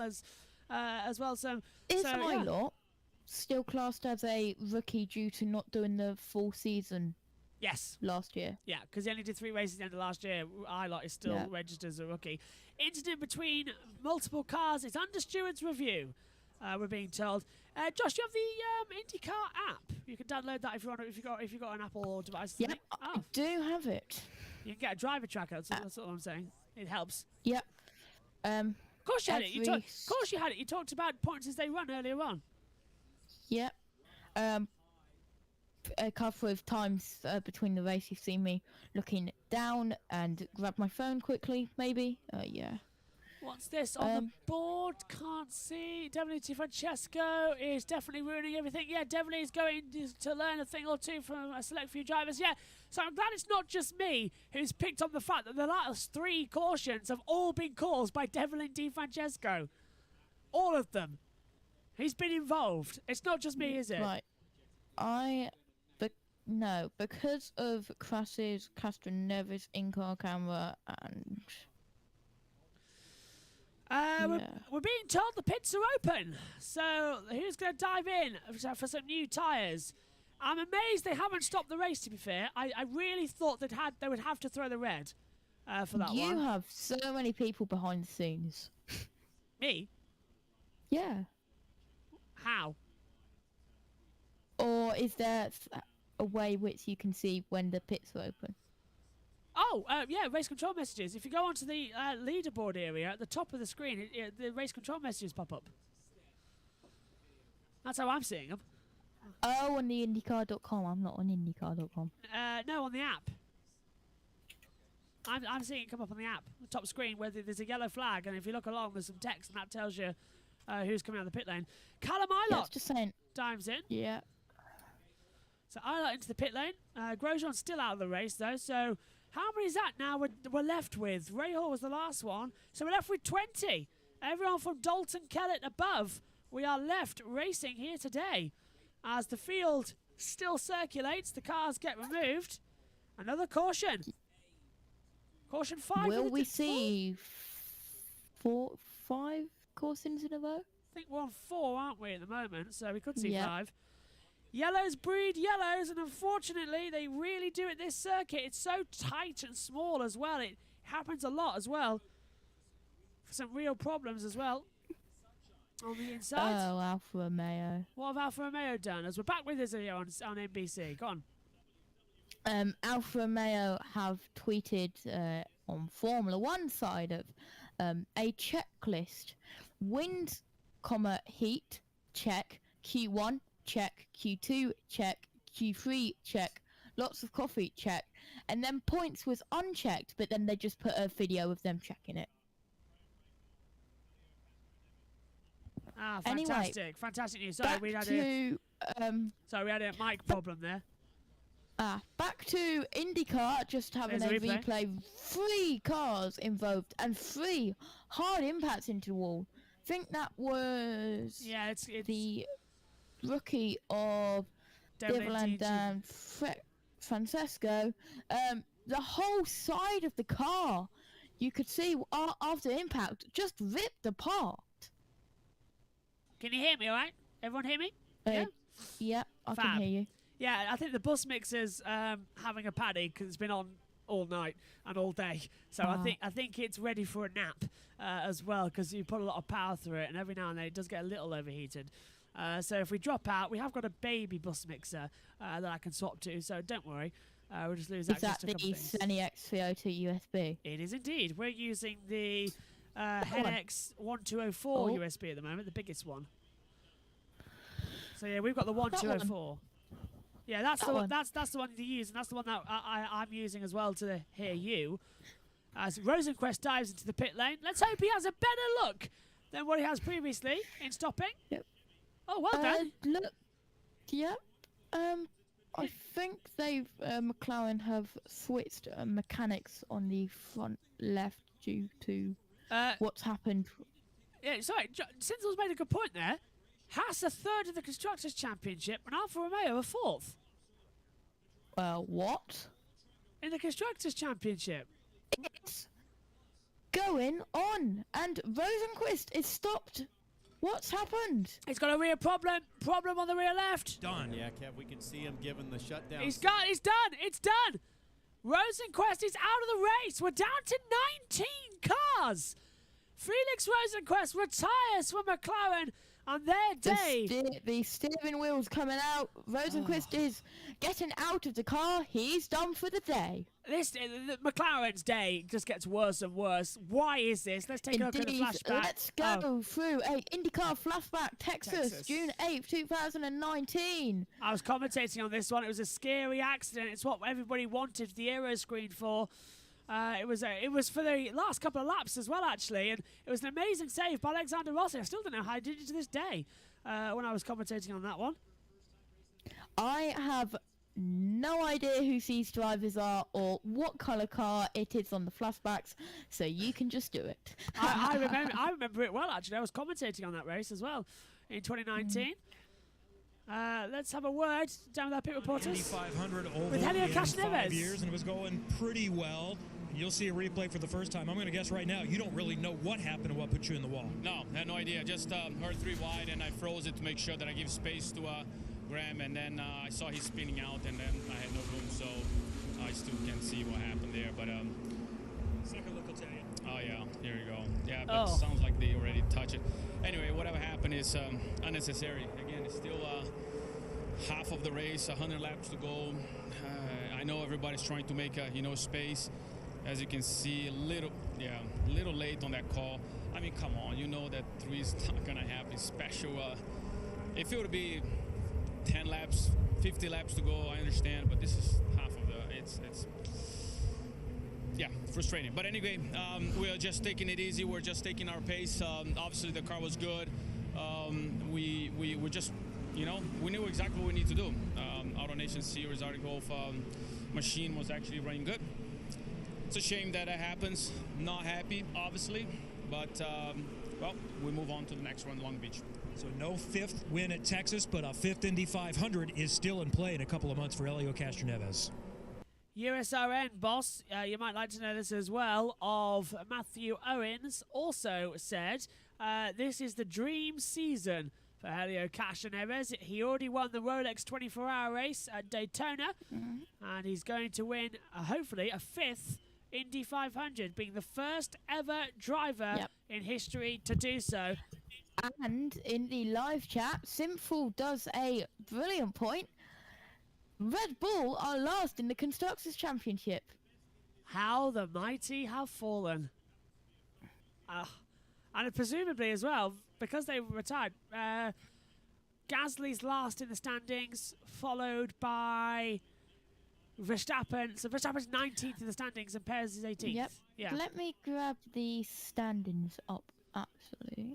Let's have a quick look. Spoiler warning, by the way, if you haven't seen F1 yet. Yeah. But continue, Josh, go on. Spoiler alert. Spoiler alert. Yep, Max Verstappen is last in the Drivers' Championship. Oh, the sweet irony. Sergio Perez is 18th. Oh, 2 seconds, Josh. Down now to the pits. 9 to try and take it 3 wide there after the restart. Graham Rahal. Yeah, I mean, I'd have to see it. I think so. I was certainly trying to give Helio as much room as I can. But yeah, I mean, if you're not there, it's very hard. I mean, third man in needs to be the last man out. I knew he was there, and I'm trying to give Helio space because I knew he wouldn't make it otherwise. It's just tight confines. As I said to Delvin, I think he's got a bright future, but obviously he punted Takuma earlier in the race, and you got to learn from these mistakes, I think. And like I said, it's tight. It's tight in there, but you're hoping that you realize when you only got a right front to a left rear that you got to bail out, particularly at speeds like this. And as I said, I'm trying to watch for Helio as well. So tight confines. We're going to live to fight another day. I feel bad for Fleet Cost and Care and RLL expensive weekend for us. Heads down, just focus on Long Beach and try to do the best we can, Marty. I thought we had a pretty good day going though to battle to where we were. I thought our car was okay today. Just disappointing end, yeah. Frustrating way to end it, but he did show kind of everyone else in the field, Diff, that, hey, that high line can work. You can make passes there if you want to. And Josh Plays, I think this is your first debut on an IndyCar commentary. Don't think you're going to be welcomed back by the drivers, because in the past 45 laps since lap 100, we've raced a total of 2 green flag laps in that time. 43 of them have been under caution, and that's ever since you said, let's see if we can get past lap 100 without a caution. Anyway, we do not talk about that. Avoidance is doubt, I see. Yeah, swiftly moving on, we can officially say that Ferrari are leading the Constructors' Championship. Shall we go through the 2022 IndyCar schedule? Go on, we've got time. They're still cleaning the track. So, 27th of Feb, that's already gone. St. Petersburg. Today's Texas Motor Speedway. The April the 10th, Streets of Long Beach. 1st of May, Barber Motorsports Park. And May 14th, the Indianapolis Motor Speedway Road Course. Then it all builds up, the practice sessions, the qualifying, and then on the May the 29th, the 106th running of the Indianapolis 500. That's going to be a busy day. If you've got anything, just interrupt. June 5, Raceway at Belle Isle Park. Then June 12th, Road America. The 3rd of July, Mid-Ohio Sports Car Course. And then July the 17th, Streets of Toronto. And then the fun happens, the 11th race on my birthday, 23rd of July, at Iowa Speedway for the race 1. And then the day after, July 24th, Iowa Speedway race 2. And then back to Indianapolis Motor Speedway for the road course again on the 30th of July. Streets of Nashville on the 7th of April. And they go to the Worldwide Technology Raceway on the 20th of August. The Portland International Raceway, 4th of September, and finally ending the season off at the WeatherTech Raceway, Laguna Seca on the 11th of September. Back to you, Josh. Thanks, Josh. We've got it's like the two Ronnies. It's just back to you, Josh. Thanks, Josh. Yeah. It's good night from him. That's the engine cover is off. That's in the back of the garage. That is Di Francesco after that crash and causing. Well, they would be all right with me, but causing all of those cautions, they wouldn't be all right with car 29. But I think they might be all right with me. Yeah, I think Dominic Di Francesco is going to get held up in front of the stewards sooner or later. Yeah. But interesting enough, they haven't actually officially retired him from the race yet, which I find entertaining. They're still keeping him out there, so we could still see some action. But are you ready to go again? Scott McLaughlin has led nearly every lap of this race. Here we go. Green flag back out at Texas for lap 150. 99 to go. We are racing at Texas. Good start again from McLaughlin to the inside. Newgarden defending as well. Power looking to the outside, and right round the outside, VK takes Marcus Ericsson as well. Round turn 1, oh so close. And yes, VK gets out ahead. Colton Herta can smell opportunity. Ericsson cuts him off as they hit turn 3 and 4. On you see the top, the darker part of the track. That's the NASCAR line, and they ran an extra practice session to do it. And for the first time today, Scott McLaughlin does not lead a lap as Joseph Newgarden hits the front. Newgarden leads as Herta and through. Herta's through, but no! Ericsson stays around the outside and shuts the door. We've got pack racing, and that's always dangerous. Pack racing in IndyCar is very dangerous, as they're all side by side. We have completed a lap. And now round the outside, McLaughlin's trying to have a go at Newgarden's not working out. Dixon's in there. VK's up to 4th. And Dixon up to 5th. Ericsson down to 6th. Herta's in trouble as well. He's dropping down and coming under pressure from someone Pagano, who moves to the outside line into turn 3. I believe Di Francesco has officially retired now, as it is displaying out on the time monitors. Scotty doesn't know. Round the outside is a no-go, but he's done it. McLaughlin leads, and he's taken VK with him. VK from 7th to 2nd in 3 laps. And now Newgarden's under pressure because round the outside goes Power as well. You get past an oval, you lose a lot of speed immensely quickly. Here comes the rest of the pack to file through. Dixon goes through, all on the inside. Trying to go through there. Pato O'Ward passes Ericsson. Ericsson on the speed through turn 1, holding through.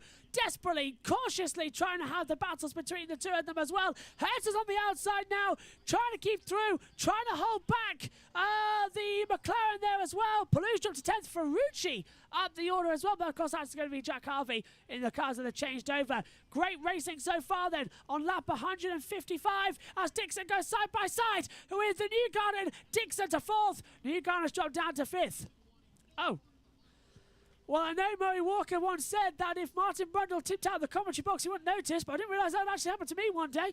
As they come through, Josh is not there. As Megan actually perfectly saves Bacon as well, who returns to the commentary box. Just come back from our 5th caution of the day after the last 45 laps under caution. McLaughlin leads, VK 2nd Megan, as well. 5th caution, Megs. It's been chaotic. Every single time I've checked on my YouTube thing to see where the lap thing is, it's been a caution, so I'm not really surprised. Yeah, it's been 45 laps since under the caution. Welcome back. Takumi Sato's in the pit lane. Oh, and Sato again. He hit the wall earlier, so it must be more problems. As he is there, Herta around the outside, trying to have a go on Newgarden through turn 1. It's leaving no room for error. Oh, that was close. It's cold. Really? You're cold? Yes, I've been cold all day. Herta's under pressure. Pagano's looking around the outside as well. I'm constantly cold. How many people are out? Everyone from Sato down. Sato included if he's out of the race. We're down to 19 runners. So what exactly happened? Devlin Di Francesco decided to go on a murder spree. A murder spree, basically. Tell me more. I think that got interested. Tell me more. Tell me more. He put Sato in the wall. He cuts off Carl Kirkwood and he nearly flipped over in the wall. And then he actually got put out of the race when he made contact with Graham Rahal and Helio Castroneves. Who did this again? Devlin Di Francesco, the 29, the rookie. I think I like him. In only his 2nd race in IndyCar. Megan, you just like Megan, chaos. you only like him because he's destroying everyone. Exactly. You only like chaos. I do. VK leads! Sorry, 2 seconds. VK has taken the lead away from Scott McLaughlin. And VK hits the front. That's what we like to see. Maybe I'm still a curse to Scott. Let's open up VK's radio, the race leader. We've opened him up on the race control deck as well. As they swing back through. What happens, Megan? What? If in Formula 1, Alonso goes on a murder spree? Oh, good question there. So much better. So much better, she says.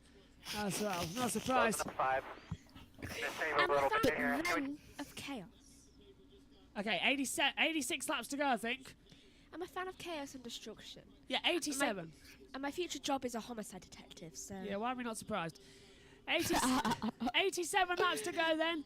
Here at the Texas 375, the XPEL 375. You get in touch on the Twitter with that hashtag. Look how crazy Twitter's going actually on TweetDeck. Yeah. Might need to find something a little less active hashtag next time as well to see that through. Hashtag chaos. No, that's probably madness right now. Hashtag IndyCar, hashtag XPEL375. And if you want to get in contact directly to the commentary box, hashtag JB Motorsport. Absolutely. Love that hashtag. Came up with it a couple of years ago and just sort of made it our own. But barely use it. I should use it more. I really should use it more. Yes. The last time you used it was the 10th of September 2020. See? And I last used it on the February the 24th. See? Got to use it more. In fact, let's adopt it. It's the start of a new season where we'll use it from now on. So hashtag JB Motorsports. Because everyone gets in touch with the YouTube chat. Everyone now, Synthel's woken up. Let's go VK. Of course, Renus VK, the Dutch driver, as McLaughlin's under pressure from Dixon at turn 3. Dixon onto the podium. And he had some good results here, Scott Dixon, as well. Victory in 2008 at this circuit as well. And victory in 2021 in race 2. Verstappen has got with the media and said it shouldn't happen as he is frustrated with Red Bull faults. Understandably. Cracks in the relationship. He's just signed an 8-year deal with. Yeah. Yeah. Wait, who's signed a 8-year deal with? Verstappen with Red Bull. Oh! How much is he regretting that now, I wonder? A lot. Yeah, he's last in the championship, you know. Oh, guess how much work I've got? How much? You don't know. No, I've still got psych to do, though I finished my 3 paragraphs on 3 reasons why the judiciary system is not representative of society. Did you use Michael Masi as one of those? No, I had to go on 3 things. Willpower! Right. Ethnicity, background, Power and leads!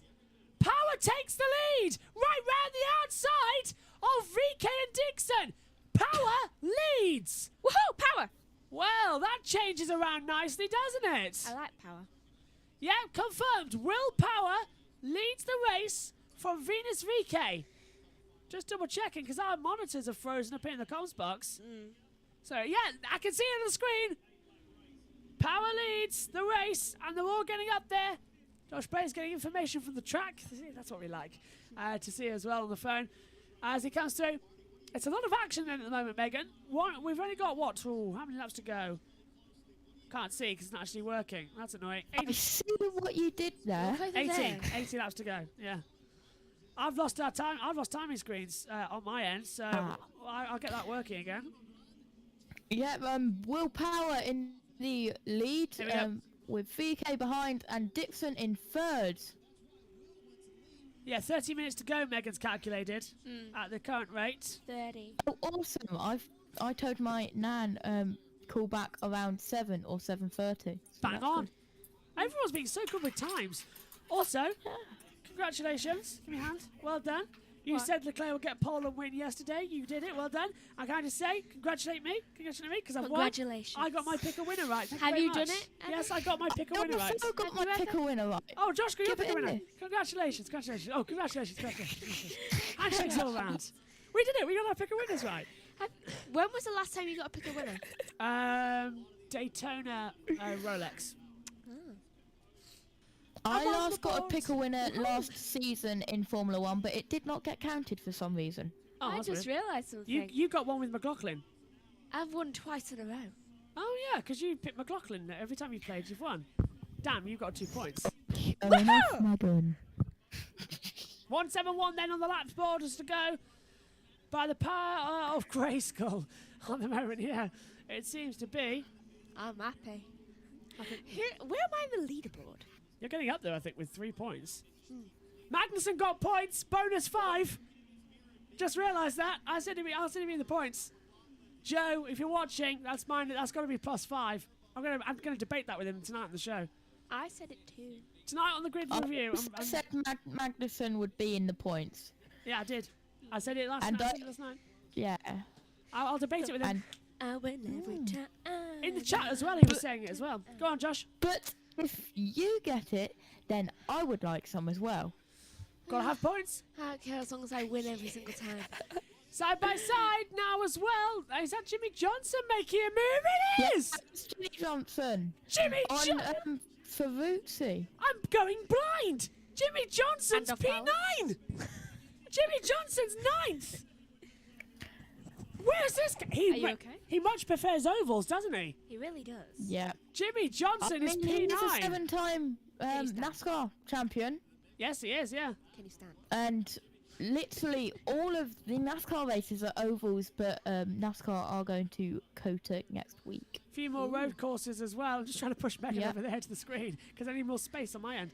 You've got enough. Let's take a look at it again. So this is Jimmy Johnson going around the outside. I think Jimmy likes the ovals more than the road courses. Well, he's more familiar. I think he does. Yeah, he's more familiar with it. He knows where to put the car.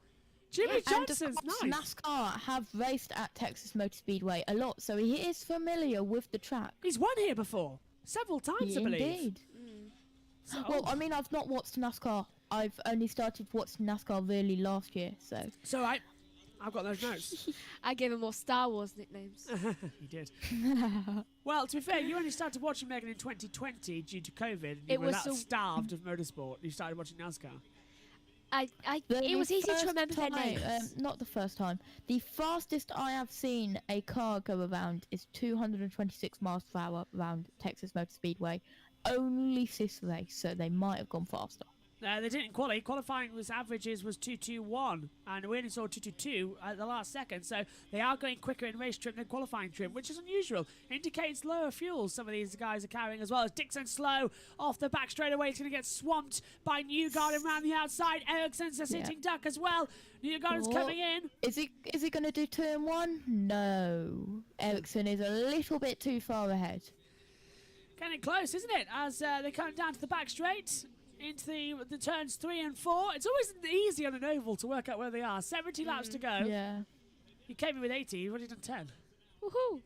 And look at McLaughlin closing in on back of power. I still remember when the Empire won. It's a Penske 1-2. And can Scott McLaughlin do the double? He won St. Pete. Can he win Texas? Who's your pick a winner, Megs? It's still time to count. Ooh, dunno. Go on, pick a winner. I don't want to. Oh, well, you could have got bonus points. I feel like I would get it wrong, so I'd rather not do it. Literally, it's O'Ward, and O'Ward is like a lap down. O'Ward is out? Yeah, he was my pick a winner. Do you mean the person who I said, first of all, he'll be out? Oh, yeah, he was, yeah. Both the people I've cursed today.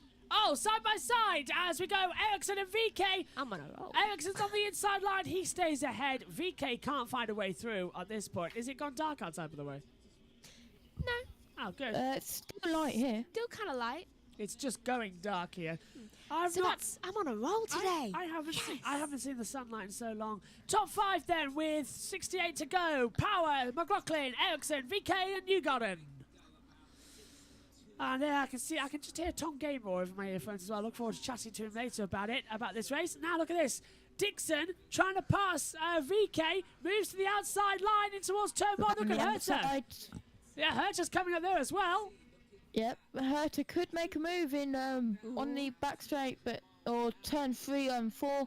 It's a little bit far behind, but catching up, moving on to the outside. No, little bit too far behind. Herter is. Yeah, it's a different type of racing ovals. Not a lot of fans until you get to turn 1.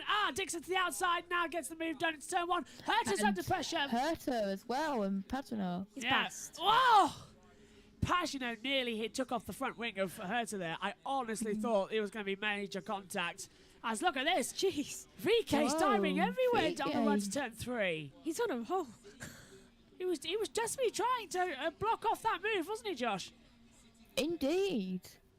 See, the thing is, if I have my camera... Oh. McLaughlin is being passed by Ericsson. Ericsson goes second. He's got the speed. Ericsson's going to lead. Ericsson's first and only win. Ericsson going on into the inside. Woohoo! Ericsson leads. His first win, of course, came at the Music City Grand Prix at Nashville. You remember that race? I do. As now here comes Power slowing down the field as McLaughlin takes second. But Ericsson leads by 6/10. Josh, you had a point as Ericsson goes Lundgaard passes Herter. And now Herter repasses Lundgaard. Josh. Yeah, so basically, if I have my camera that way, then I have a mirror behind me, which is not the best. It's really not for angling. I know that problem. We're trying to fix a new door, actually, alongside the garage. We're going to have a wall there, a soft wall that we can put some notes on. Because right now, we're on a garage door, and they're not great as well. And meantime, Jimmy Johnson, Megan, is up to P8. He's passed Colton Herter. You heard that right. Jimmy Johnson has passed Colton Herter. And Herter's coming to the pit lane. Is that Herter? It's Ericsson. VK. Which one? It's VK. Who is it? VK. VK to the pits. So VK comes into the pit lane. He's the first. Oh, he's locking up big time. Did he make the speed limit? Did he make? Was he slow enough? Don't think he was. He was too quick coming in. It did look quite quick going in. Let's have a look how the stop is. Take us through it. Good stop. Right tyre, all right. A rip-off comes off. Some adjustments, some fuel. Herter. And here comes Herter. So Herter does it. Rosenquist, Sato and Herter in the pit lane. But of course Rosenquist and Sato are out. So Herta hits the pit lane, so he's the second to blink. This is green flag pit stops as well. It's so much more tricky to complete. A lot of fuel going in there, Meds. A little bit of difficulty getting that rear right tyre. Look at the front on. right. Oh, and Front's the not front going right on. is... The nut's stuck. The nut's stuck. I knew there was Herta's going to be a out. tyre issue. Oh, that was a 14-second stop, and it took too long. That's slided. disastrous in these conditions. Herta's out of the race, I didn't see the water squirt. Yeah. That's from the engine cover, just to make sure that from the guys there, look, to make sure there's no fuel being burnt. Yeah, they are not happy with themselves after that 14-second stop. Yeah, IndyCar but fuel. we have had a lot of problems in the pit lane / pit road today. Yeah, all day. F2 crashes in the pit lane. F3 actually F2. So F1 had problems as well in the pit lane. Oh yeah. Yeah. And Herta's 5.5 second stop. One stop was. Lungard pits, Palou pits. As my timing monitor's just gone onto its screensaver. There we go. Johnson pits. Oh, side by side as Herta tries to unlap himself, but doing so, McLaughlin was coming to the pit lane, so McLaughlin unintentionally blocking Herta there. Just an accident waiting to happen. Ferrucci and McLaughlin, they pit. Yeah, in the cam. They can see them going red on the timing screens. 57 laps to go in this race. Yep, if they are red, they are in the pit lane. Right, so it is lap 192 out of 248. Of course, that'll change in a second because this is a 23-second lap. That's it. I wanted to say track, though I thought that's not quite right. Power in as well. I think you already said that, You didn't you? should have a red line, Joss, for like when you have F1 qualifying. So if the timing monitor on the left doesn't say who's out and who's not, you can put a little red line. I did have that. I did have that, and yet I can't get it working with the new software, but I am getting it. I am getting a new red line fixed for Saudi Arabia, because it annoyed me yesterday in the qualifying session, so yeah, I am getting that. Ericsson pits. Dixon pits. Who's that? Hildebrand pits. Green flag pit stops, always more interesting, because it takes around about 10 laps to sort the field out. Indeed it does. Let's have a look at the green flag pit stops times. Hildebrand a 8.1 and Dixon a 6.7. Ericsson's into the pit lane. The leader is into the pit lane. Ed Carpenter then, for Ed Carpenter Racing, in his own team, hits the front with David McCulkus in second place. Let's have a look at the stop. Are there any problems? Front left is... Am I seeing right? Stop and go, go, go! Ed Carpenter. It's a 7-second dead stop.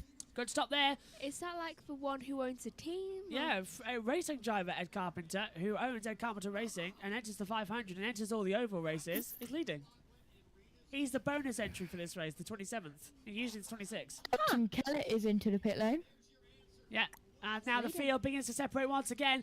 So Carpenter leads a couple of laps from McCulkus, Ilott third, O'Ward fourth, Daly fifth, VK sixth, McLaughlin seventh, Ericsson eighth, Newgarden is 8th, Ericsson 9th now on the board.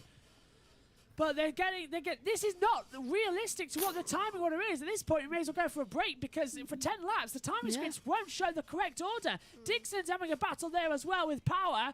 He's looking to the inside, but it's not for position. Several cars are unlapping themselves, and Jimmy Johnson goes through to unlap himself.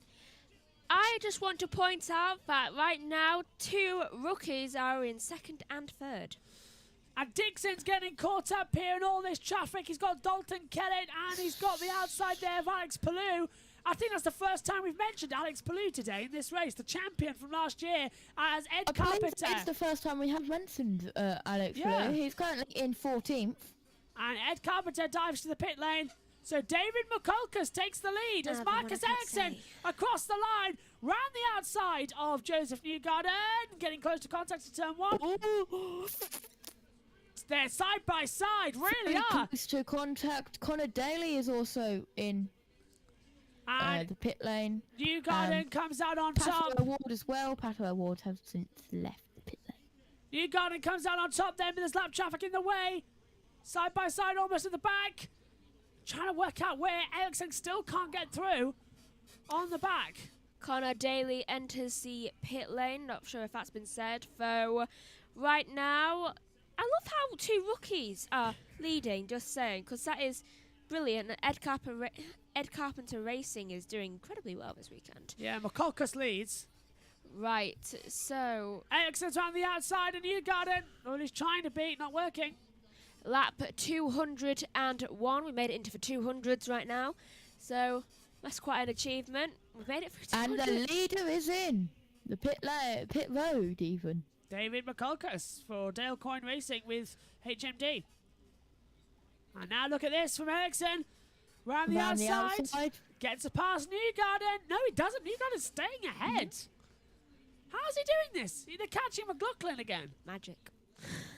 The timing monitors have been having a lot of glitches across series today. They really have. It's like the first day back at school for everybody. Well, it technically is. Not for IndyCar, but back in... I know. Though it's the second day. Yeah. You know, everything feels like it's okay, though you still feel like you want to Technically, if you think about it, it's like their 6th day in the official season because of the practice and qualifying sessions. If you count that way. Actually, only 2 days of practice. No, 2 days, yeah. And 2 days of practice here, actually, so it's only 4. It's only day 4, not 6. So the first week, it's always difficult. Weekends are different. As I said, I'm so used to Formula 1.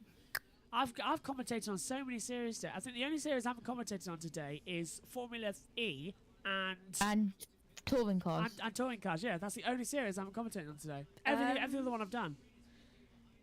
You still planning to get down to Thruxton, Joss? When's that?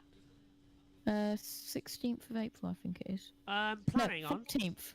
I'll be planning it next week, hopefully. I'm so busy in April. If we can be done. We will have to meet up. Yeah, it's the 14th of April. Absolutely. Well, as I said, back and forth, Megan can control the deck for us. I have so much planned in April. Ilott leads then with VK second. I think VK has stopped 3 times. Ilott stopped 5 times as well as Newgarden got on the back. No, that's McLaughlin. McLaughlin on the back gets past VK, and that is for the net race lead. McLaughlin to the front. He's played that brilliantly. It looks like McLaughlin's doing a Dixon, winning the opening 3 races. He won in St. Pete. If he can win here today, he might also win next time out at Long Beach in April the 10th. On April the 10th, I think. Same weekend as Australia. I will confirm. Yeah, April the 10th is Long Beach. Same day also as the America's Grand Prix for MotoGP, and literally MotoGP ends 15 minutes before the start of IndyCar, so it's another quick crossover point. Not a quick crossover. I know, IndyCar's really an awkward time this year as we try and cover them all live here on YouTube. Do you know? Indeed it is. I'm trying to get the right screen back up. No worries, Megan? Do you know, whenever I say crossovers, I always want to say the word croissant for some reason. Ilott is in the pit lane. Hey, finally. So that puts McLaughlin to the lead. Ah, finally. He's recovered. Every time you're in the box, Megan, though, for an IndyCar race, you always curse Scott McLaughlin, but you're in the box in... Oh, hang on a minute. It's a gift. VK gets passed by Ericsson. Ericsson goes to third on the road, and second in the race because they're still waiting for Newgarden, I think, to pit. Penske 1-2. I think they've all pitted, actually, now, looking at that monitor. They have. They all say 3 stops. I think... No, actually, there's no pit stops on the board. That's just gap 3 speed. Josh, I will have a look on the official IndyCar website. Thank you, Josh. It's a pit stops. Everyone. It's saying some people have done 7 stops. Possible with the amount of cautions we've had. And everyone's had 3 stops at least. No, Di Francesco 2, but they are all out. So everyone currently running has done at least 3 pit stops. So this is the true running order then, with 39 laps to go. It's McLaughlin, Newgarden, Ericsson, VK power the top 5 as things stand, and McLaughlin leading this race, just getting past there from, I think Callum Ilott is a lap down now. Oh, there's a bit of dirt on the screen there. Yeah, that's on the camera lens, not the Aero screen, obviously. Do you want to go and clean it? Yeah, do you want to go at, what was it? No. 220 miles an hour on an oval, just hanging on like Consuela? They're just going, no. It'd probably be fun to spray water at them and see what they do. Watch the pit stops. They spray water at the pit stops to clear the fuel. Yeah, you could go to Texas and wait until the driver comes into the pits, or secretly get on the radio and say, box, and they come down pit road and you're just there going, You see, it's just really annoying for me because I like everything to be clean and proper when it comes to things like this because, obviously, OCD. Have you seen our commentary box? It's a mess on the Yes, desk. and you don't think that it bothers me. The commentary box desk is a mess of all information, paperwork, and leads flying everywhere. Yeah, but mine's more to do with the way things look and appear, and it's like germs. That's where my OCD Don't look up. resides. Well, that's fine. Look to the look to the right. Right, okay. There's the cobwebs above the light in the comms See, box. I like spiders. All right then. There is a battle for first currently going on. Yeah, Newgarden versus McLaughlin. We're watching on board with McLaughlin, but Newgarden is 0.2 behind, so he's gaining in the time as well. He's gaining in the opportunity to pass. Here he is. 2 Team Penske's, 1 and 2 in this race so far. Could we see Newgarden take the lead for the first time today? Yeah, he hasn't led so far today, but then again, Newgarden might get taken. Sorry, yeah, McLaughlin might get taken out. Move around the outside. I want a snake. I think that was a lapped cars. Yeah, 2 lap cars getting out of the way further back as well. Power overtakes VK to go into 4th. I've just noticed that on the timing monitors. Pato O'Ward's got the fast lap of the race, a 23.493 on the board, so that's a big improvement there. As we see, Newgarden is staying with McLaughlin, but riding with Joseph Newgarden, the champion, the multiple champion. 3 tenths. It's a bit of tyre tenths, I think, got up there. Joseph Newgarden, multiple IndyCar Series champion. Watches as Scott McLaughlin, multiple V8 Supercar champion, and Bathurst 1000 winner, and IndyCar winner. His teammate leads the way and is running away with the championship. Penske owned the championship as well. Simful has said, can VK still win? Anything is a possibility in IndyCar, especially at an oval. Last 10 laps is always the part where we need to pay attention. Everyone tries to run the fuel loads to the last limit possible. 42 laps to go. And the battle for 6th, Simon Pazano with Jimmy Johnson in 7th, 3.5 seconds behind. Right, so 31 laps to go, and everything's going well for McLaughlin now. In fact, I came into the box and stopped cursing him. Though, yeah, do Penske's the races going well. Yeah, do the races and you're fine, it seems. You've got no issues anywhere else. Just don't miss the race. I believe the timing screens have fixed their so. How's Hartley doing? Which Hartley? is Just wondering. Well, yesterday his car crashed and flipped side over in the Sebring race, so not well. In the number 7. Interesting. Oh, was he in the number 8? I can't remember. He's doing all right. Apparently, it's saying we're going up towards 3 hours, but we're only going up towards 2 hours. Yeah, we've only been on air 1 hour 58 minutes, so for sure we have not been on air for 2 hours 57. I know. There we go. As soon as I mentioned it, it literally just updated itself. Hasn't updated itself for me. I'm still stuck at 258. Oh, it went to 158 and then it went back to 258. Just had me an error then and a glitch. Pit Road have got some news for us. As in terms of competition laps here in Texas. There you see race engineer Eric Cout and Scott Pruitt. Just information then that Jimmy Johnson is going to go for some attack laps at the end of this race. Attack. Well, for the first time, I think, Jimmy Johnson's going to score some points. Well, in terms of, I know everybody scores points in IndyCar. Everybody scores points, but decent points. Decent points, thank you. He's going to finish inside the top 10 for the first time and score decent points. Jimmy Johnson has arrived, and it only took him doing an oval race. Indeed, Jimmy Johnson is 7 seconds behind the leader in 7th place. Could easily win if VK could. I mean, Johnson's only a second back from VK. We're watching them all now. They're all still so close together. Will Power has moved up to 4th. He's passed VK. Will we see another pit stop before the end? If we're getting into the time now where if there's an accident, they might have to do a green-white checker, which is a red flag, to get a good finish of the race. So we're moving dangerously close because there's only 10 minutes left of the race. Less than that even. Tell you what, it's a good day for Team Penske. They're 1, 2, 3. No, they're 1, 2, and then 4. If they get past Ericsson, then it'll be a 1, 2, 3. If Penske could lock up the podium here, as you say, Ericsson for Chip Ganassi Racing spoiling the party. Penske dominating, and of course Roger Penske owns the IndyCar series, runs it all. Good day for him. And he's going to have and he won the opening race of the season. Some people could call it fixed. Indy fixed or Indy. I'm not saying anything. I'm not. You two can tell whatever you like. I think they're just good drivers. I was just clarifying what the word was. Though I think that after everything McLaughlin's been through last year, sorry. Yeah, your fault. The selected races you did live, you really hurt him. I know. Because we were mainly on highlights this year. This year we're mainly on lives. Because it worked better. I say it worked better. I think he deserves a few wins. Side by side? Sure. Yes, go on. Go on. Speaking of. If I changed sound mixer settings, would my handheld mic become unmuffled?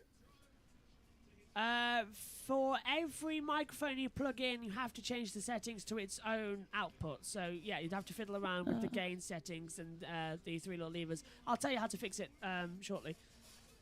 Okay, cool.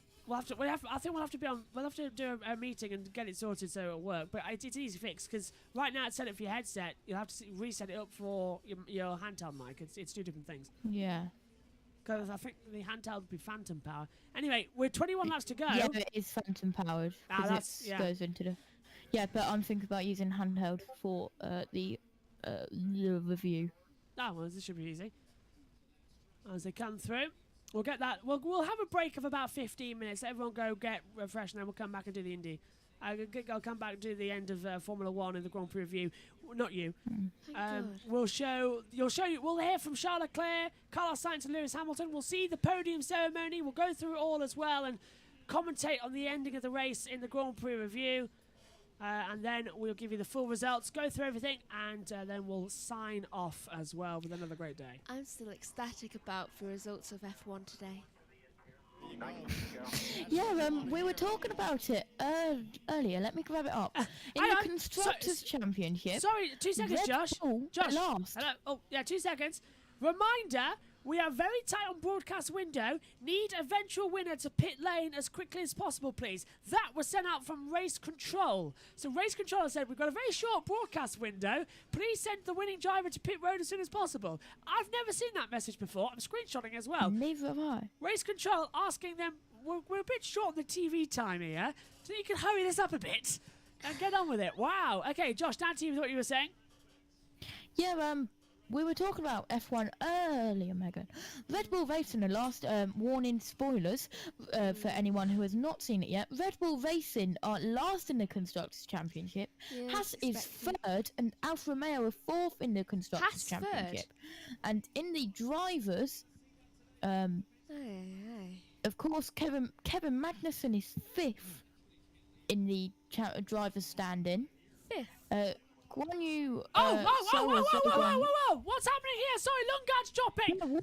What is happening here? Lundgaard, we just cut. Is really slow. We cut to the shot, and Lundgaard is slow out of the last corner. He's got a broken front wing, and can he make it to the pit lane? What happened there? And side by side, on the old onboard and have a look. This could cause a caution if that wing goes or there's debris. McLaughlin was there as well. That's why we saw it. I think there was contact. So McLaughlin gets through.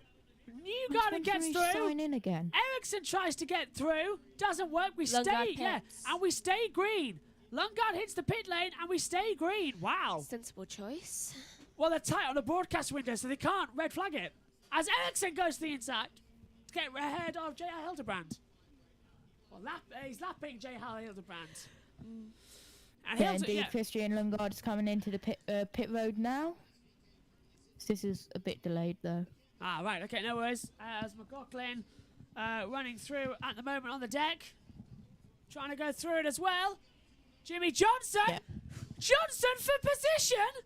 Johnson for position is P6! And he's closing! On Pagano! And a change of front wing for Christian Lundgaard is going on. Josh can see the onboard cameras, which is great. Yep. So Doing some adjustments, fixing it on. This is unfortunately... No, Lundgaard is still in the pits, but it is a little bit delayed. He gets released from his pit box and is going out back onto track. Herta's dropped down to 11th place and is now in the way of everybody because he's got David McCulcus trying around the outside into turn 1 and McCulcus takes him. So Herta pitting early hasn't worked and Lundgaard's back in the pit lane. After coming in, he's gone back out. After going back out, he's come back in again. I have no words for how this is going. We do not want the sound from Christian Lundgaard's car. 12 laps to go then here. Lundgaard enters the pit lane once again. So that switches over. I am watching the onboard, so I will tell you what happens. Let's give Megan some hand sanitizer after she sneezed. You know, we're very COVID secure up here in the comms box. Even though we live in the same household. Christian Lundgaard coming back into pit road. You're not touching any of my my monitors, TV's about to go into standby. 11 laps to go. So, I dropped my remote. Scott McLaughlin at the moment is... I'm wrecking the place. McLaughlin leads the way. 4/10 of a second is Newgarden. So Newgarden's been able to close up the gap now with that previous. Look at Jimmy Johnson. Started 18th. Lowest position was 5th. Highest 5th. Jimmy Johnson is in the top 5. Looks like they're doing something with the steering on Christian Lundgaard's car. There's one mechanic each at the front looking at the suspension on wheels, and they're getting Lundgaard to steer the steering wheel, so maybe the steering is unleveled. Oh, so Alex Palou tries to send it right round the outside of Simon Pagano and does it. So Palou goes up to 7th. Battle for first. McLaughlin, Newgarden, and Ericsson. Oh, I wish Ericsson had the number 1 because then it would be 1, 2, 3 right now in the order of 1, 2, 3, so it could be backwards. Yeah, 1, 2, 3, 3, 2, and then 1 as well would be on that board. I really hope it would be as well. On board with Santino. Is it Santino?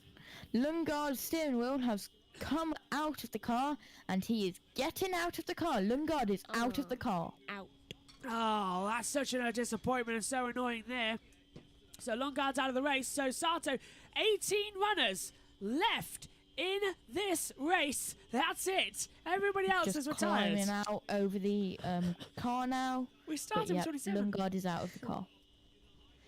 Right. And there's a mechanic still looking at the front, and even Christian Lundgaard is kneeling down to look at the front suspension.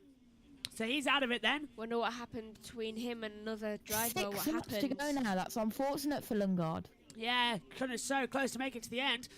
Is Power any closer to Ericsson? No. Ericsson is in the same second now as Newgarden and McLaughlin. 5 to go. 2.5 minutes. The top 3 in the race are separated, but look who's in between them. It's Colton Herta. Herta's getting in the way, Megan, of this battle. He's down in 12th place and a lap down now. And of course... Well, right. Do you want to go, Megan? Yes. Right, so it is 5 laps to go now. 4. Now 4 laps to go. They go around this so quickly. It's only 23 seconds.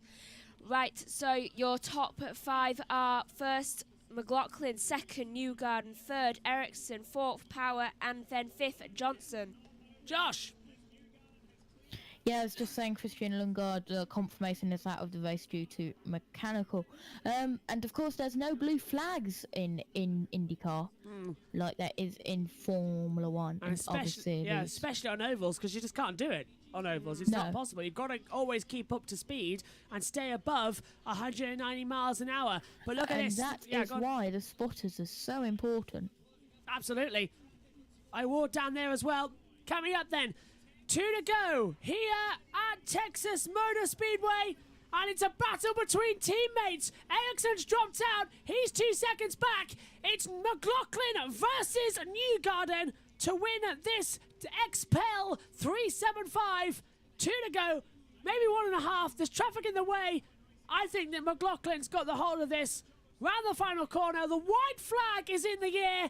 Last lap is the call for the XPEL 375. And the gap closing more dramatically now as well as McLaughlin hits traffic. All Newgarden needs is to slip through. Only another 10 seconds. Newgarden needs to get ahead. Can't say, oh, it's so close. McLaughlin is going to win. I think McLaughlin's got it. Round the last corner, Newgarden's going for it.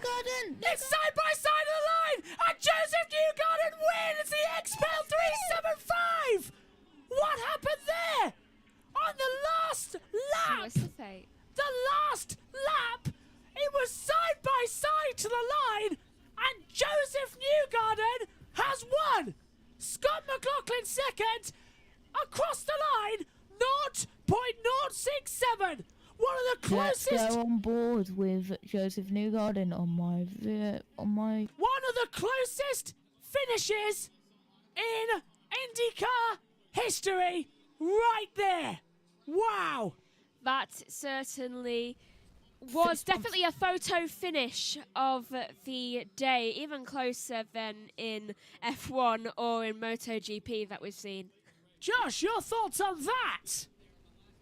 That was incredible. Just looking at the onboard cameras, McLaughlin is got his hand over his head, and Newgarden is doing fist bumps in the air. Oh, we're seeing it now, yeah. McLaughlin can't believe it. He was beaten at the line because Newgarden got the toe off the cars in front. He was so close to his second race win. I don't believe it. Is he crying? Oh, wouldn't you? No. Leading nearly all the laps and having taken away at you by your teammate at the line. Newgarden waving to the crowd as he goes round into pit road. No, he's on the he's round and round on the start line. Donuts. Donuts for Newgarden on the start line. He'll collect the checkered. The winner at the Texas Motor Speedway, the first oval of 2022 is done, and it goes the way of Joseph Newgarden by 0.067 of a second. Mate, they asked you to go to pit road as soon as possible. Oh, yeah, that's true. That's true. They did ask it to go to pit road. McLaughlin, oh, he's still in the car. He's just getting out now. Whoa, wow. Something tells me he's putting Cheetos in his car next week. Synthol says, what a move by Newgarden. Whoa. If people watch Brooklyn Nine-Nine, they get that reference. Cheetos in there as well. I can't believe what we've just witnessed, guys. I really can't. What a race. That's what I've been wanting to watch for the past 2 And days. Synthol in the chat's going, wow, wow, wow, wow, wow, woo, wow, wow, wow, woo, wow, wow, wow, He really wow, is. wow, wow, whoa. Absolutely crazy. And Scott McLaughlin, he is so deflated. Ericsson gives him a pat on the back for a good race. But McLaughlin is still the championship leader. But leads it by 2. Like, he might 28. Get word from McLaughlin in a minute. Scott McLaughlin will lead this championship by 28 points to Will Power, and Alex Palou is 30 points put back. The live points as it stands up. I've got it up. I've got it up. Same one. Oh, have you? Yeah. We'll hear from the winner, and then we'll go off air, and then we'll be back to cover the F1, the cool-down lap. We'll basically rejoin the commentary. We'll hear from Charles Leclerc, and we will also then hear from the rest of the field. We'll do the cool-down and the rest of the race as well after we had to leave it. How long into that, Joss? Half an hour? I would say 15 minutes to maybe 20 to get everything sorted. Maybe, I'd say 20. I'd say about 20, 25 minutes. I'll schedule it on the board as well. I'll just be in here ready whenever. I think it'll be 6:30. I think it'll be half past the hour. You're right there, Josh. Okay. Yeah. Awesome. I will be able to have dinner in that time Don't frame rush then. it. Don't rush it. Well, it'll only be the boring podium bits to begin with. That's it for my race winner. This traffic, and it wasn't helping me. And then right when I needed it to help me, it helped me literally last corner, last lap, the traffic helped me out. unbelievable PPG car in victory lane. Also our Expel car. How about Scott? I think he led like 95% in the laps. I hate doing that to a teammate, but you know, I was going for it just like he was. We were driving hard. Man, I was loose. I was driving things sideways off of 3-4 every lap. I was trying to get a run, but Team Chevy, what an unbelievable job, right? We showed up, got the pole, got the win for Team Chevy's camp, and just so pleased for everybody. It was so good to drive this PPG car again with Team Chevy. You mentioned the battle with a teammate. You are driving for your own team, but how do you handle that conversation now with Scott? I don't know what he's gonna say, or he is, dude. Oh, respect. Scott McLaughlin gives him a hug.